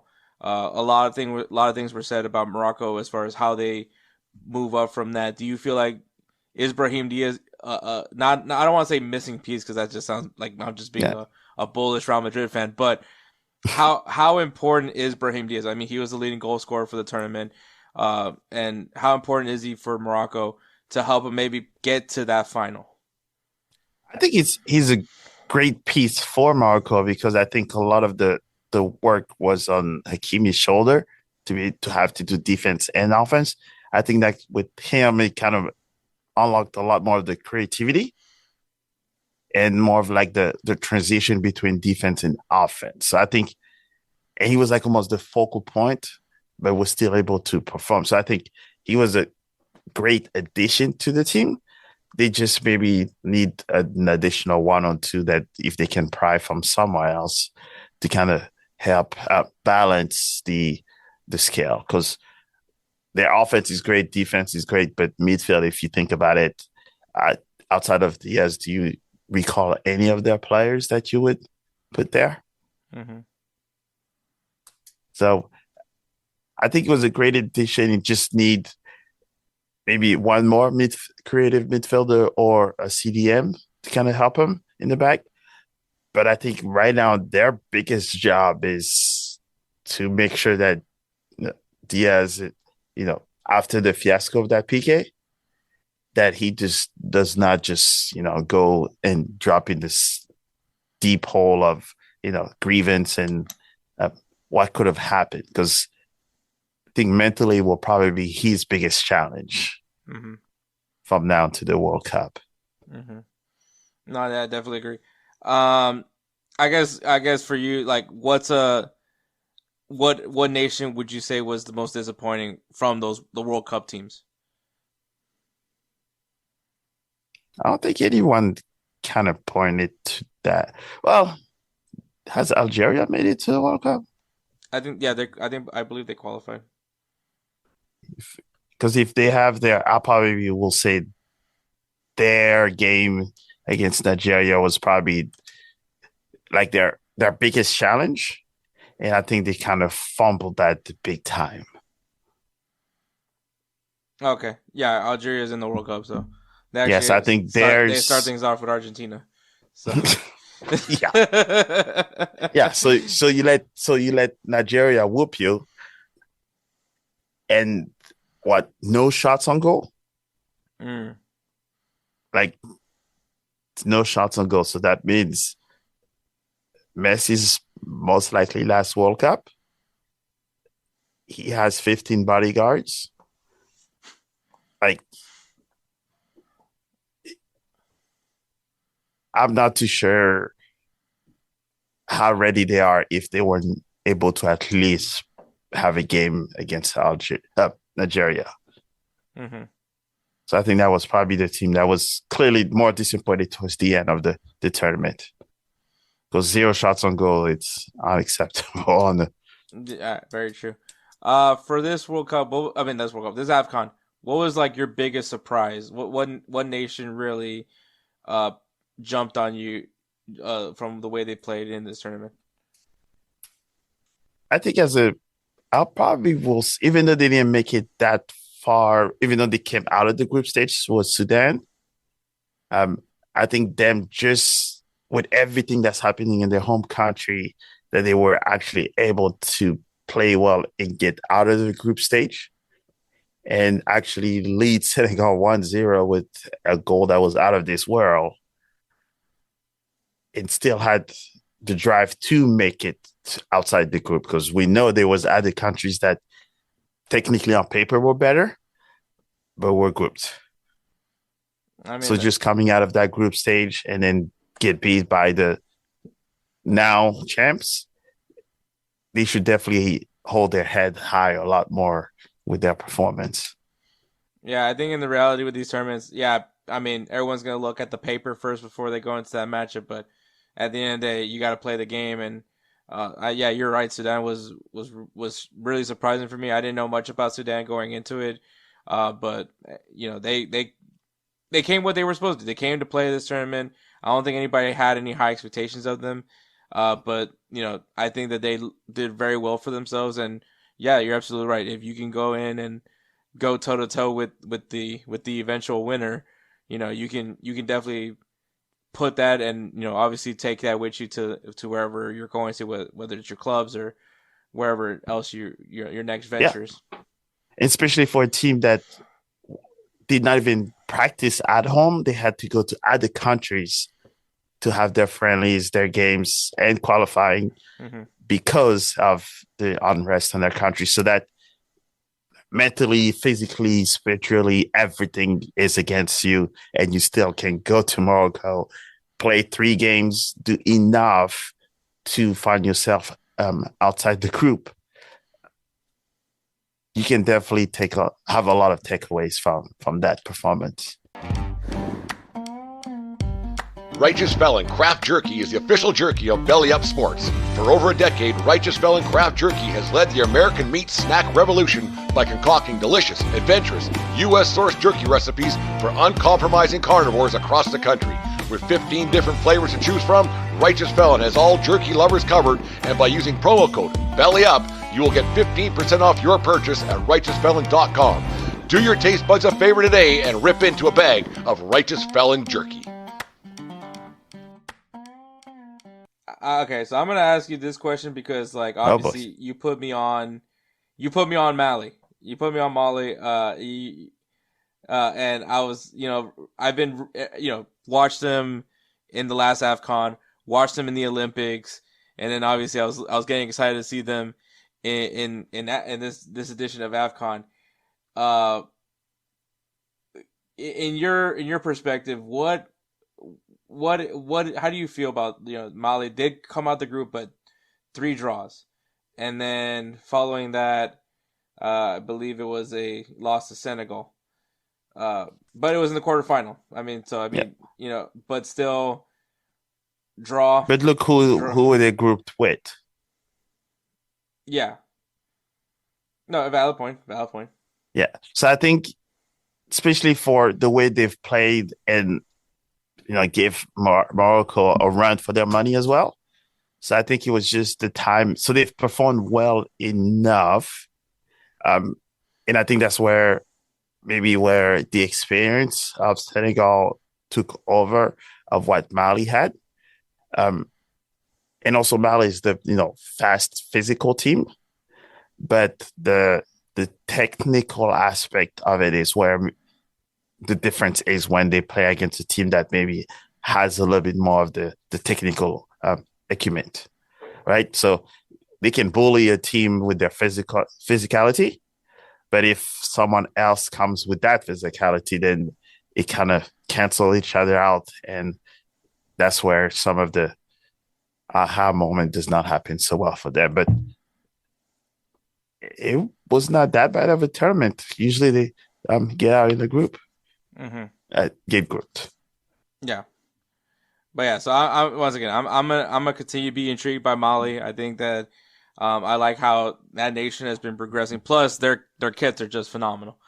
Yes, I will say when I was watching this tournament, there was a fan base that really just won me over, and I'm sure if you listen to when me and Edward were talking about like explain the play-in rounds and all that I'm a huge fan of the Congo. Like, yeah, I knew it. I love the name. I love saying the Congo. By the way, I told Edward, I was like, hey man, if they come play here in Houston, I'm gonna be the Moroccan guy that's dancing with the Congo people.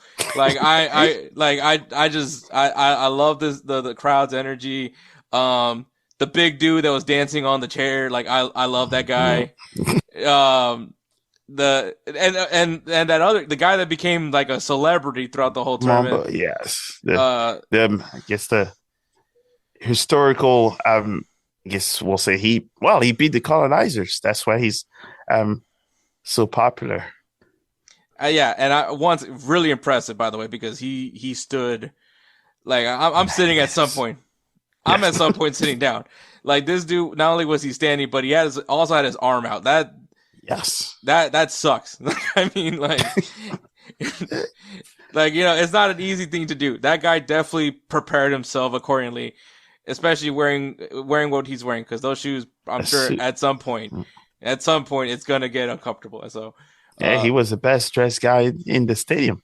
Definitely. So yeah, the fans of Congo won me over. I'm really hoping that they come out of their bracket in the FIFA qualifiers, because I want to see the Congo. I think that the fan base has definitely won me over on them. That was to me just the best. But was there a fan base that won your heart besides Senegal? Oh, dang it! I know who you're gonna pick. That's like No, if you ask me like, hey, from these Central American countries, like, as I'm I wearing don't a know El if Salvador shirt. I don't know if I can say one specifically since I've seen a lot of them. Um, I think it's more so of like the entire what AFCON is the fans that comes with, there are many costumes and chants, and just it's a lot more vibrant, Mm-hmm. right? And everybody gets along and have fun. There's always those memes where they see, beautiful woman, and then they see guys getting numbers and all that. That's always a The meme that happens. cameraman was definitely busy at that tournament. Yes, and that's always one of those funny things where people's like, all right, so who is it next? And I think it's more seeing all the vibrant colors. And yes, many people think, Africa is just one big thing, even though there's 54 countries. So that means 54 states. That means 54 different cultures that has different cultures within them. So I think I just like to watch the whole stadium and see, which costume from what country and what they're going to come with next. And you can tell they're having a blast. And I always say there's like no alcohol involved. And if people are having that much fun without having something to make them happy, it's soccer that's making it. Yeah, I mean, like I've said it before, man. This is football as purest form. I wholeheartedly believe that is what it is with AFCON. It's as humble as it can be. Not even just like the professional level, but even going straight down to the grassroots of it all. Like, I mean, they are literally the depiction of all you need is a ball, and we can make up some goals. And I think that it's the things that we loved as kids, right? Where like, do we have an official field? No, but we're about to make one today. So Oh, yeah. so like I think that it just goes back down to like the grassroots of the game and why we actually love this game. When you get rid of the money, when you get rid of just take all that the sponsors and all that stuff out of the table, and when it just goes back down to the game, and it's just like the goals that we got to see, the dances, the celebrations. This is what we did as kids, and I think that for me, as pure and as fundamentally as fun as it is, this is what AFCON brings to you. It's the game at its purest form. I wish I could say CONCACAF could do that too, but it's more violent over there, and which I love. I'm sure there's those parts that are having it as well. I think it's just, as we all know, the bad moments usually get promoted the most. Mm-hmm. And that's what made me more disappointed on what happened at the final, because what we were all seeing, even though there was bad, decisions, bad things on the pitch, but outside of it, there was none of that discussions of bad things happening. Mm-hmm. It just happened that it's the final that showed that bad things were happening around the stadium or inside the stadium. Anyone that watched all of the socials, if maybe sometime if you speak French, you might be able to see people traveling there. But all of the stories, all of the people that do all of those recordings, if all you saw was people having a blast, people enjoying each other, and then got all erased within technically 10 minutes because it was towards the end of the game. Yeah. No, yeah, for sure, man. But obviously Senegal wins it. I'm sure amidst all that, amongst all the drama that happened near the end. But I do want to ask that question, this one question, because obviously, your manager makes it abundantly clear that he wants the guys to leave the pitch. And it seems that the Senegalese Federation was backing him for what he decided to do. In that moment, where were you in that moment when you see that your team's manager is like, I'm not dealing with this crap. Let's get out of here. I think at first we didn't really see, I guess, the movement of him telling them. We saw the, players leaving, but I think it was almost towards the end of the whole chaos that we started to hearing that it was the coach that was telling them to. So at that moment, I was like, what the heck is happening? So it was more of the confusions of things. I think he probably could have managed it better. But then I'm also wondering, like, all of your assistant coaches, all of the people that were around it, couldn't they tell you maybe that was not a good idea? Mm-hmm. I understand all the frustrations, that part of it, but I think that's where your captain, your coach are the more level-headed people. Mm-hmm. But also at the same time, the way I see it also is that from the very beginning, there's been a lot of discussions of things that have not really been kosher altogether. Mm-hmm. And the frustration as well, when they were traveling, if you saw the train thing where there was not really security from the train station to the bus, then there was discussion of the training ground where they were. There was plenty of other cameras that the other team could pull a Canada Federation thing. Cameroon complained a lot about the towels because it happened to them. There was a lot of complaints about calls going for Morocco when they were soft and not for others. So I think he was like bundling all of this bad stuff happening at once.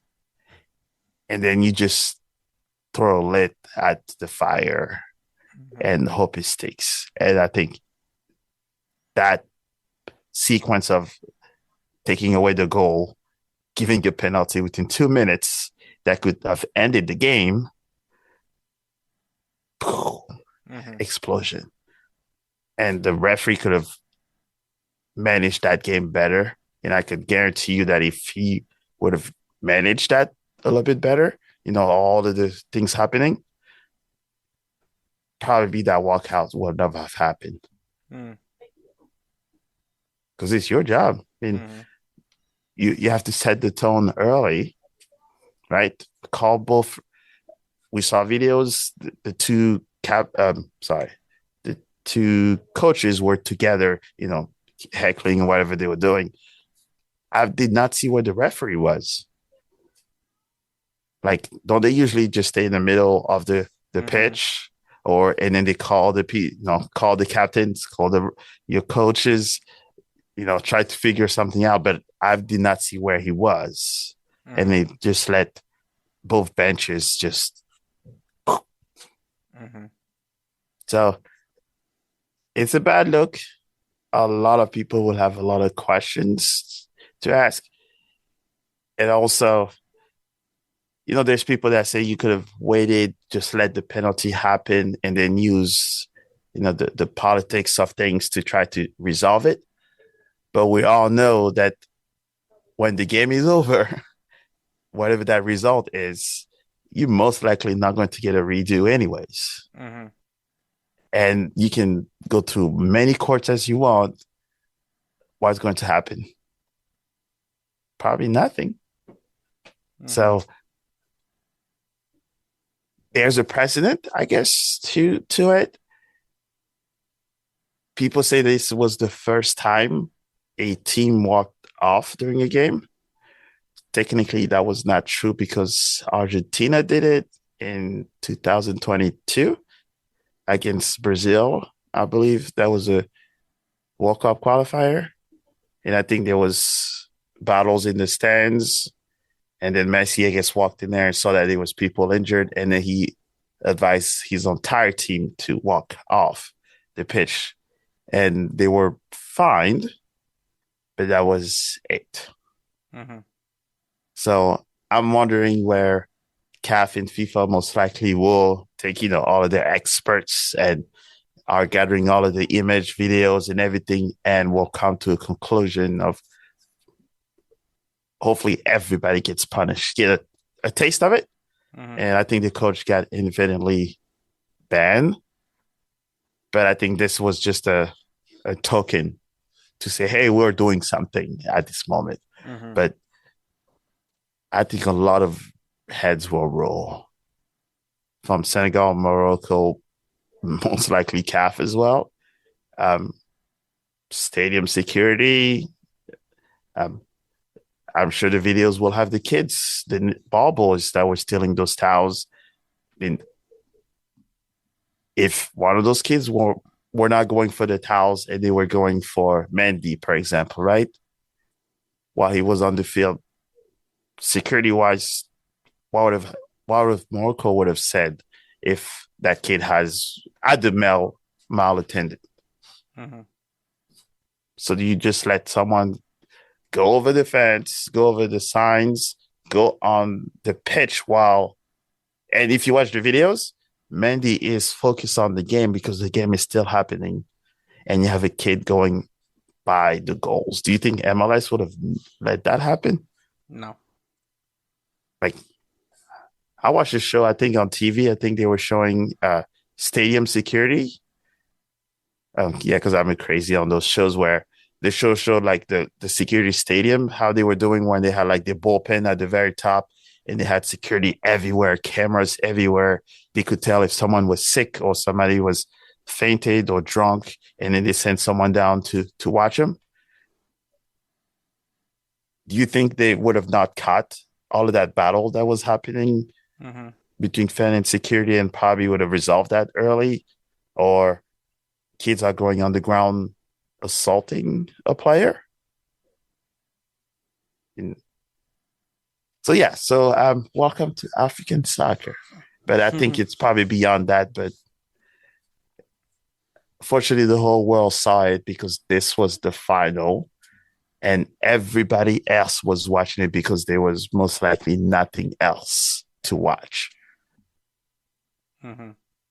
And now that's what everybody's talking about, except people in Senegal having a party.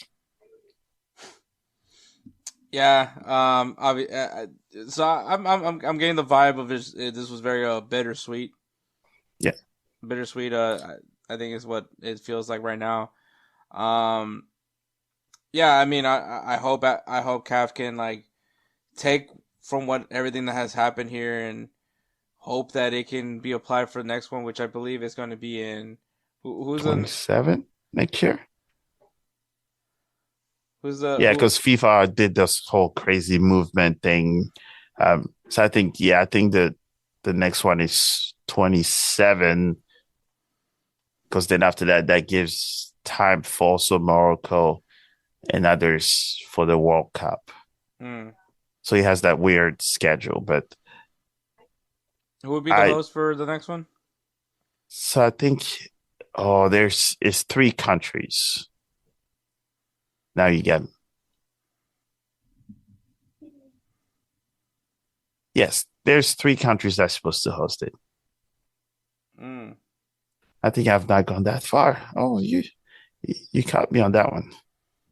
Let me see. Yeah, I think it's South Africa, Zimbabwe, right?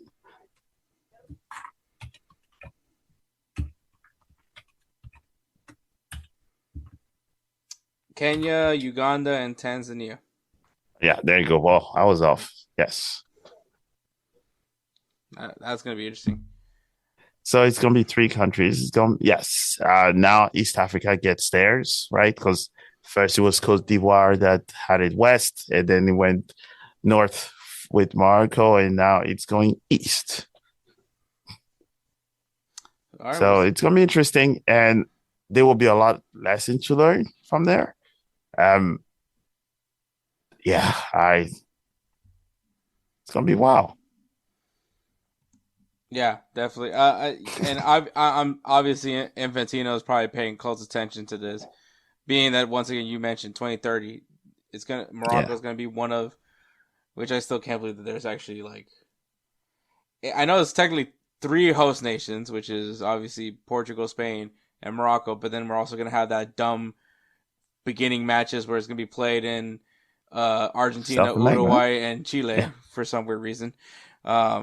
Well, I know the reason, money, but which is at the end, which I'm still baffled by it because like if you're Morocco, well, FIFA in general, if you're, and I understand that they're trying to honor The like century, the yes. century, obviously because it was in Uruguay, the first World Cup was in Uruguay, I believe, and I'm like, I get that part. So why don't you let them host the 2030 World Cup?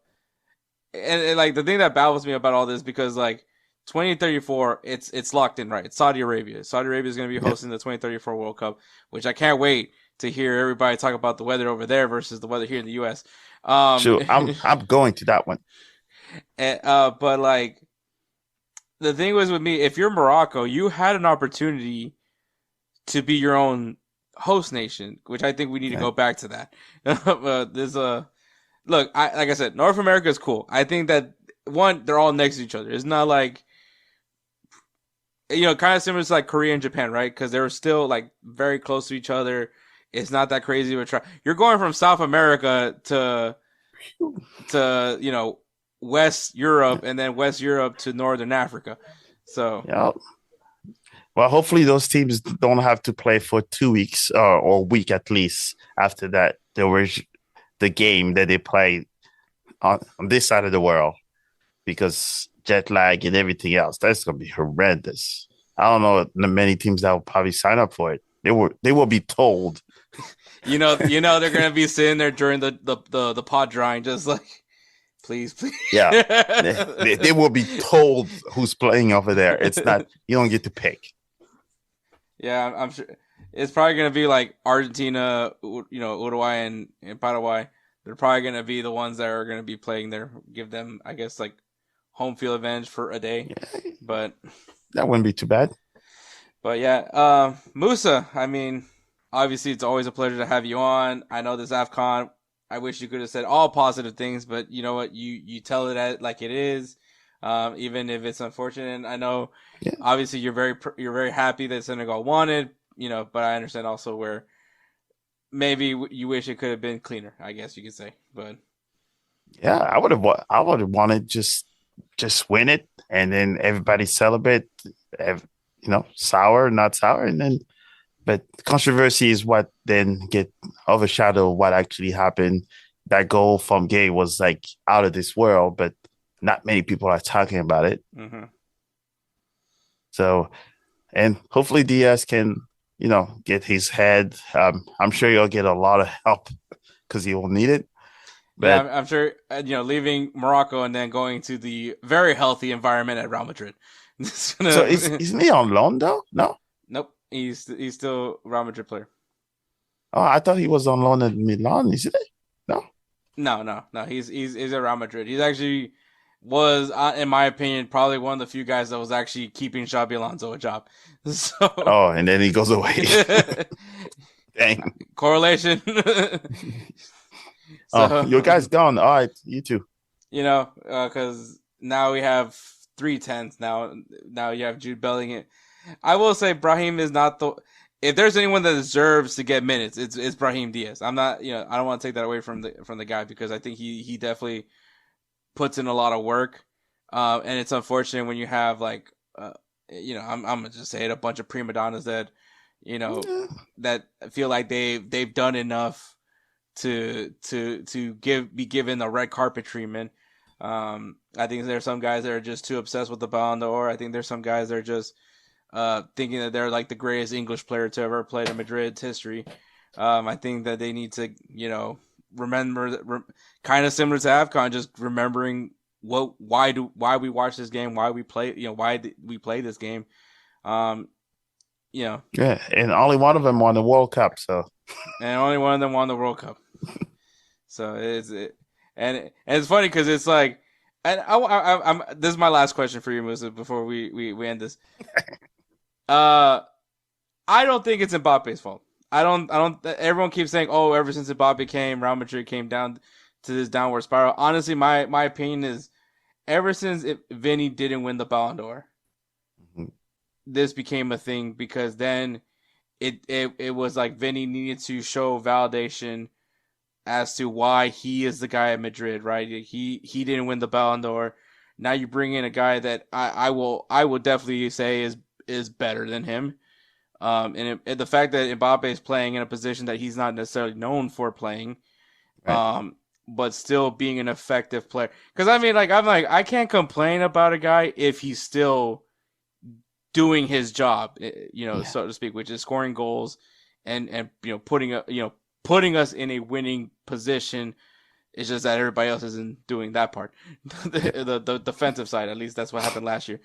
But so I and everyone, like, I've had people tell me it's Mbappe, right? I'm like, the one guy that is actually performing. You're telling me that it's his fault? I'm like, I think that's crazy.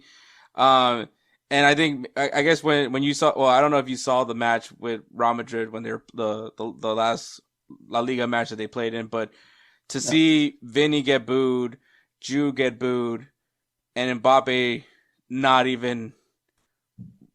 getting booed at, though he did have that crazy moment where he took everybody off when they were gonna do like the honor. Yeah, the honor walk. Yeah. Yeah, that was a little bit crazy. But I mean, Yeah. aside from that though, I think a lot of Madridistas, not all of them, but a good amount of them, do not believe that Mbappe is the problem here. And I guess as a fellow Frenchman, how do you feel about that statement, especially because obviously everyone keeps doing the correlation. Mbappe leaves PSG goes on and wins the treble. But Yeah, that was more timing than anything else. And well, they experimented something when Mbappe was there, where it was he's here, so let's add more superstars with him to make it happen. Versus you're the focus person, and then everybody else is kind of helping you reach where you want to go, right? And I always use the Messi part when it comes to how you build a team that you want to win, right? That World Cup was, we want Messi to win this World Cup. The agenda was you support him, right? Once you start to add more superstars, then everybody wants to divide that stardom, right? So that's why if you put it on paper, Mbappe, Messi, and Neymar, like, what the heck? You're supposed to be winning what PSG did with 7 trophies with those 3 guys in their sleep. But it didn't happen. You remove those 3 superstars, Dembele wakes up, you put a whole bunch of hungry kids in that team, and then you win 7 trophies in a calendar year. He goes to a team to where they're putting all of the superstars in as well, right? So he moved from one team that has 2 supporting cast are superstars themselves to another one that has 2 superstars themselves. And he's getting almost the same result. So I think, and then you watch him play at the World Cup, right? With France. What, you tell me the Mbappe that you see in France is not the same that you see in club team? But in France, they know that he's the best player. He's also the captain. And guess what? They all know that. Even though you have Griezmann, Dembele, and all that, they all know they are the supporting cast. And I think that's where some of the great players that are able to do magical things, no matter what team they play on, is that people know their roles. You could be the superstar as well as the other superstar, but you should also know your role. And that's where every successful team that we can think of had that one talisman name to help kind of carry that team. Hakimi was Morocco during the World Cup. No, Mane was AFCON, right? Messi was the MLS, right? Every team you look at, there's one guy that's the talisman and then the supporting cast. And Real Madrid, so far, I'm seeing it's almost 3 or 4 superstars and the supporting cast. And I think that's interesting that you bring that up because I mean, I think that this is a different Galacticos team for Real Madrid because even, when I look at and I'm not going to use Galacticos 2.0 because I don't really think Galacticos 1.0 really panned out as well as 2.0 did, because obviously the 3-peat and all that. Yes. But I think with that 2.0, I mean, yeah, did they go get arguably one of the best players in the Serie A in Ricardo Kaká? Yes. Yeah. Did you go get the obvious guy that could also compete with the likes of Messi? Yes. Did you get a promising guy a promising Frenchman who is essentially a 9 but kind of can also play as a 10? And yes. But the one thing I think was very clear, it was Cristiano Ronaldo. It was very much Cristiano Ronaldo's team. I don't think anybody had any, ifs, ands, or buts about it. They made, even after they moved on from Ricardo Kaká, they kept trying to bring players that would help Cristiano Ronaldo do something special with this Real Madrid team. You go, you solidify as Benzema as now as your 9. You go get Gareth Bale. You get Luka Modric. You get Toni Kroos. You get, Casemiro. You already had Marcelo on your team, but considered, was argued to be the best left back in the world, but kind of how you said, played his role. You had Sergio Ramos, Pepe, any others, Rafael Varane, like all these guys that came in, but they never once argued that they were the guy. No, and I think Benzema was probably the epitome of knowing your role, because Benzema was there as the striker, right? He literally, for the entire time that Ronaldo was there, you saw how he dropped back, and he was more assisting and scoring last. But then the moment Ronaldo leaves, he wins the Ballon d'Or.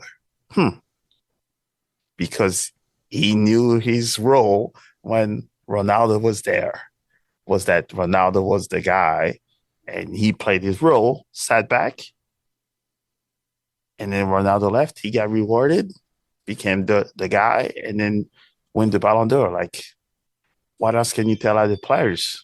Play your role when need it be. When it's your time, make it happen, and maybe you'll get one of those. Mm-hmm. Exactly, but yeah, Musa, I think that's plenty of time for you, Musa. I want you to spend time with your family and everything like that. Or in bed, or go to bed, or go to bed. Obviously, Musa, it's always a pleasure to have you on. AFCON is kind of how this friendship started, and I'm glad that I can continue to reach out to you when it comes to AFCON.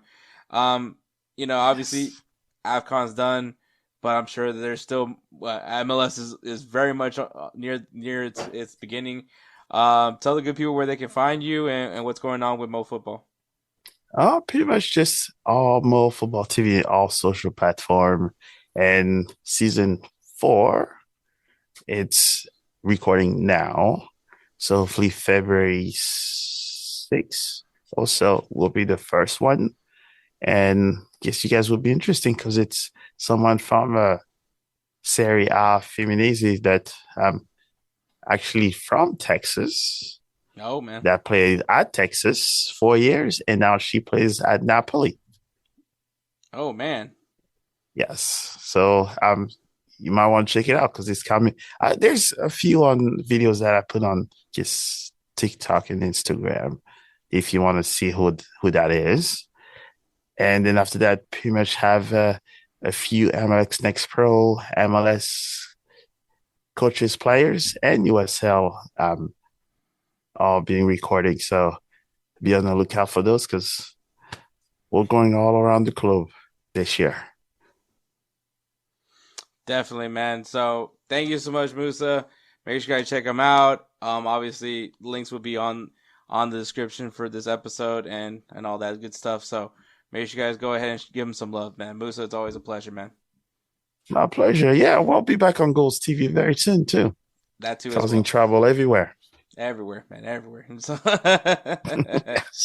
a pupusa man myself. Better than tacos to me. I gotta go with them. All right, guys. Shout out to Musa. Obviously, always a blast to have him on the show. But yeah, check him out, man. Mo Football, obviously, constantly doing stuff. MLS, I'm sure he's gonna have a lot of St. Louis St. Louis SC content coming your way as well, especially if you're a St. Louis SC fan. But and also catch him on Gold TV, man. He's always gonna pop up every once in a while, just like myself. But all right, man. Players of the Week is brought to you by SeatGeek. SeatGeek is an amazing ticketing site where for all live events that you're trying to attend to, from sporting events to concerts, SeatGeek has you covered. Me and Edward, we're big fans of SeatGeek. We love its simplicity. It has such a simple grading system using numbers and colors. If it is super green and very high in a 10-point scale, well, that means for that seat, you're getting a great deal. Go ahead and buy it. If the score is super low and it's very red, that means those seats that deal isn't great. Keep looking. You're going to find a better deal. We love the simplicity of SeatGeek. Like I said, me and we use it for a lot of our live events that we attend. And if you're not sold just yet, for first-time users, if you use the code BellyUpSports at checkout, you'll save $20 off your first purchase. So once again, go to SeatGeek, use that code BellyUpSports, and save $20 off your first purchase. Now, I'm not going to tell you all the players. Okay, well, we'll do it. All right. So for the weekend, for the 22nd, so when we should have announced it, my player of the week is Michael Olise, who had 3 assists in Bayern Munich's 5-1 victory against RB Leipzig. Edward is Osman Dembele, who scored 2 goals in the 3-0 victory against Lille. The following week, my player was Endrick, who scored a hat-trick on Olympique Lyon's 5-2 win against Metz. Edwards was Mikel Oyarzabal, who scored 2 goals in their 3-1 victory against Celta Vigo. Okay. My next player is Bremer, who scored 2 goals in Juventus' 4-1 victory against Parma. Edward had Hugo Ekitike, who scored 2 goals in Liverpool's 4-1 win against Newcastle United. Then, for the episode that was supposed to drop on the 12th, I have Victor Gyökeres, who scored 2 goals in Arsenal's 3-0 victory against Sunderland. And Edward had Luis Diaz, who scored a hat-trick in Bayern Munich's 5-1 win against Hoffenheim. And for this actual episode's player of the week, I have Julian Ryerson, who had 4 assists in Borussia Dortmund's 4-0 victory against Mainz. And Edwards' player of the week for this week, it is Alexander Golovin, who had 2 assists in Monaco's 3-1 win against Nantes. Now we're all caught up, players of the week. So once again, guys, obviously, if you guys aren't familiar with how player of the week goes, all these guys get counted on a ballot, on a table, and the person with the highest votes by the end of the year will become the 2026 Roosevelt Spencer's Player of the Year award. Of course, in the event of a tie, we will do a voting process. We'll get you guys involved to select our Player of the Year. Obviously, 2025's Player of the Year was Kylian Mbappe, and for a while it was a lot of Robert Lewandowski. But that's the beauty of this competition. So, congratulations to Julian Ryerson and Alexander Golovin for being our Players of the Week for this week. And once again, guys, go to SeatGeek.com, use that code BellyUpSports for your first-time users, so you get $20 off your first purchase at SeatGeek. SeatGeek Life's an event. We have the tickets, and we're going to go ahead and segue to games to watch this weekend. I love soccer, Peggy. All right, guys, games to watch this weekend. Major League Soccer kicks off, man. So opening day, make sure you guys watch it. Well, give MLS a shot, man. If you guys have an Apple TV account, you can watch any MLS game, so go for it. We also have a juicy match of Cruz Azul versus Chivas de Guadalajara. Chivas de Guadalajara, after a big victory in El Super Clásico against América. So that's going to be really interesting to see how both these teams look pretty good. So we'll see how they are in Liga MX. In Ligue 1, we got Nice taking on Lorient and Strasbourg taking on Lyon. Endrick also, by the way, is just doing his thing over there. In the Bundesliga, we got RB Leipzig taking on Borussia Dortmund. And SC Freiburg apparently playing somebody, but I don't know who because I didn't type it. So we'll see. SC Freiburg taking on... Who the fuck they're taking on? Taking on Borussia Mönchengladbach. So that's who they're taking on this weekend.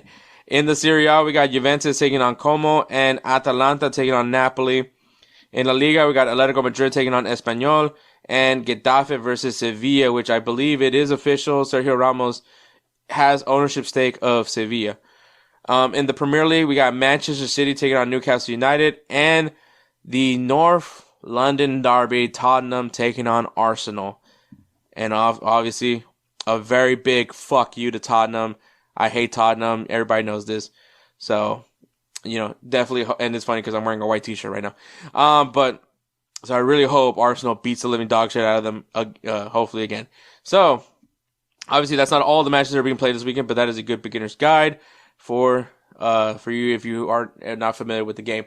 So, get ready for that. We'll go ahead and take one more break and then wrap this show up. Hey everyone, it's Ryan from No Credentials Required to talk to you about one of our newest partners at Belly Up Sports, SeatGeek. Yeah, live sports is great on television, but the feeling of being at the arena is a priceless experience. That's why our friends at SeatGeek are there to help you find the best tickets at the best prices. Not only can you get tickets to sporting events, but you can also get tickets to concerts, comedy shows, musicals, and more. Search for your desired event now at SeatGeek.com, enter promo code BellyUpSports at checkout, and you save $20 off your first purchase. SeatGeek. Life's an event. We have the tickets. All right, guys. So, obviously, we got... There we go. We got the deck of Give and Go. And... put that over here, because those are the red cards. And there's also a create a prompt card, so I'm gonna just do a quick blind pull. Okay, all right. So I pulled the card. I'm gonna put the deck back in the little box because I'm not trying to hold a lot of crap. So.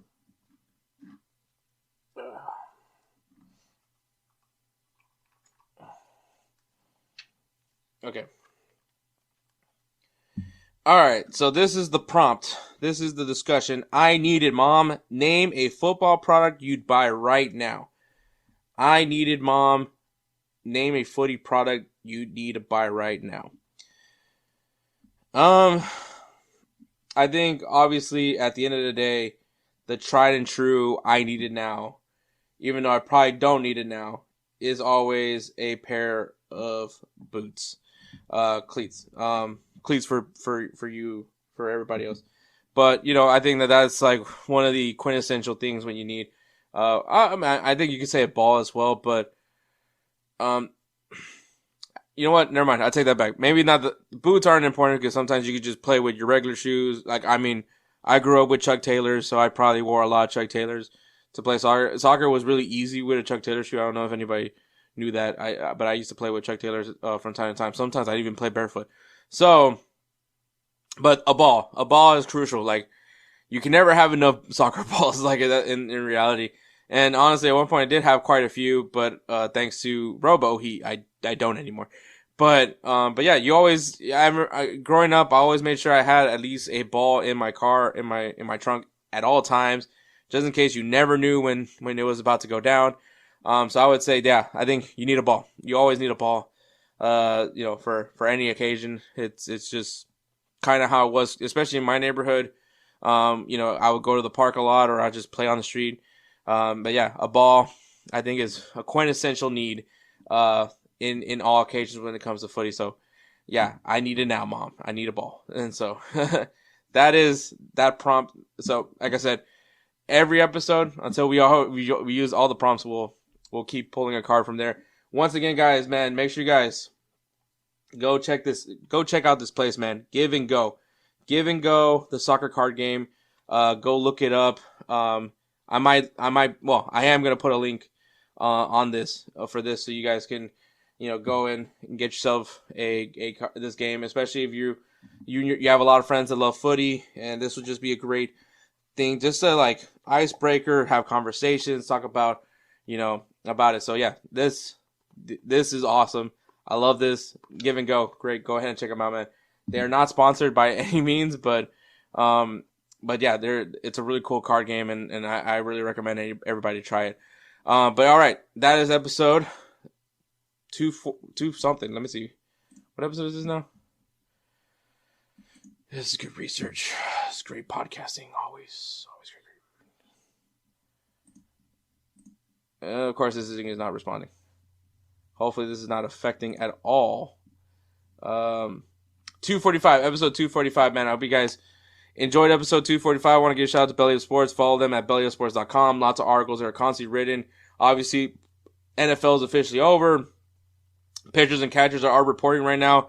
College basketball, we're probably going to be in the big mix of it all because we're getting closer to March Madness. Masters, I'm sure racing is going to be talked about a lot. So NBA. So there's still stuff that's going to be discussed, especially at Belly Up Sports. So check out bellyupsports.com. Follow their YouTube channel as well. Subscribe to their YouTube channel, Belly Up Sports. That's how you find the full episodes of this podcast. On the full video version of this podcast is available over there on Belly Up's YouTube channel. So make sure you guys go check it out there. Follow them on X and Instagram at Belly Up Sports. So you can see all the great stuff that they're posting. Shout out to Kev. Kev is now dropping, I think it's like a weekly thing on like all social media, for just a recap of what's going on in sports. So make sure you guys check that out as well.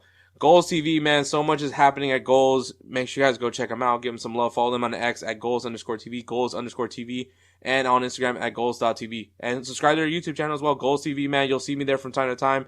As a matter of fact, I was there for the kid rankings, the kid tier rankings. We did a kid tier rankings video, and we also did a tier rankings of the Eastern Conference. They did a Western Conference one with Fabian of Kick. Let me do right by that. Let me not just say things and not have the backing of people. So, Fabian Renkel, we have Fabian Renkel of Kickbase USA, man. So it's a really cool fantasy soccer website. So go check it out, man. Really cool stuff over there. Goals TV, man. Lots of great new stuff is popping, man. Make sure you guys check it out. Be in the know. Also, follow Roosevelt Spencer. That guy is the guy that makes the beats, the intros, the outros for this podcast. We love Spencer. You love Spencer. We all love Spencer. So make sure you guys give him the love that he deserves, because he is just genuinely the best. So with that being said, man, follow him at That Guy Dope on Instagram. Once again, at That Guy Dope. If you guys need some beat work done, message him. He'll take great care of you like he always does with us. That is the reason why we named the Player of the Year Award the Roosevelt Spencer's Player of the Year Award, because we love him so much. So once again, guys, thank you so much for listening to episode 245. Also, make sure you guys, obviously by the time that you're watching this, you're watching or listening to it, obviously wherever you get podcast fix from, of course. But yeah, thank you so much for listening to episode 245. Catch us next week for episode 246, where there's always going to be stuff to talk about. So take care, guys.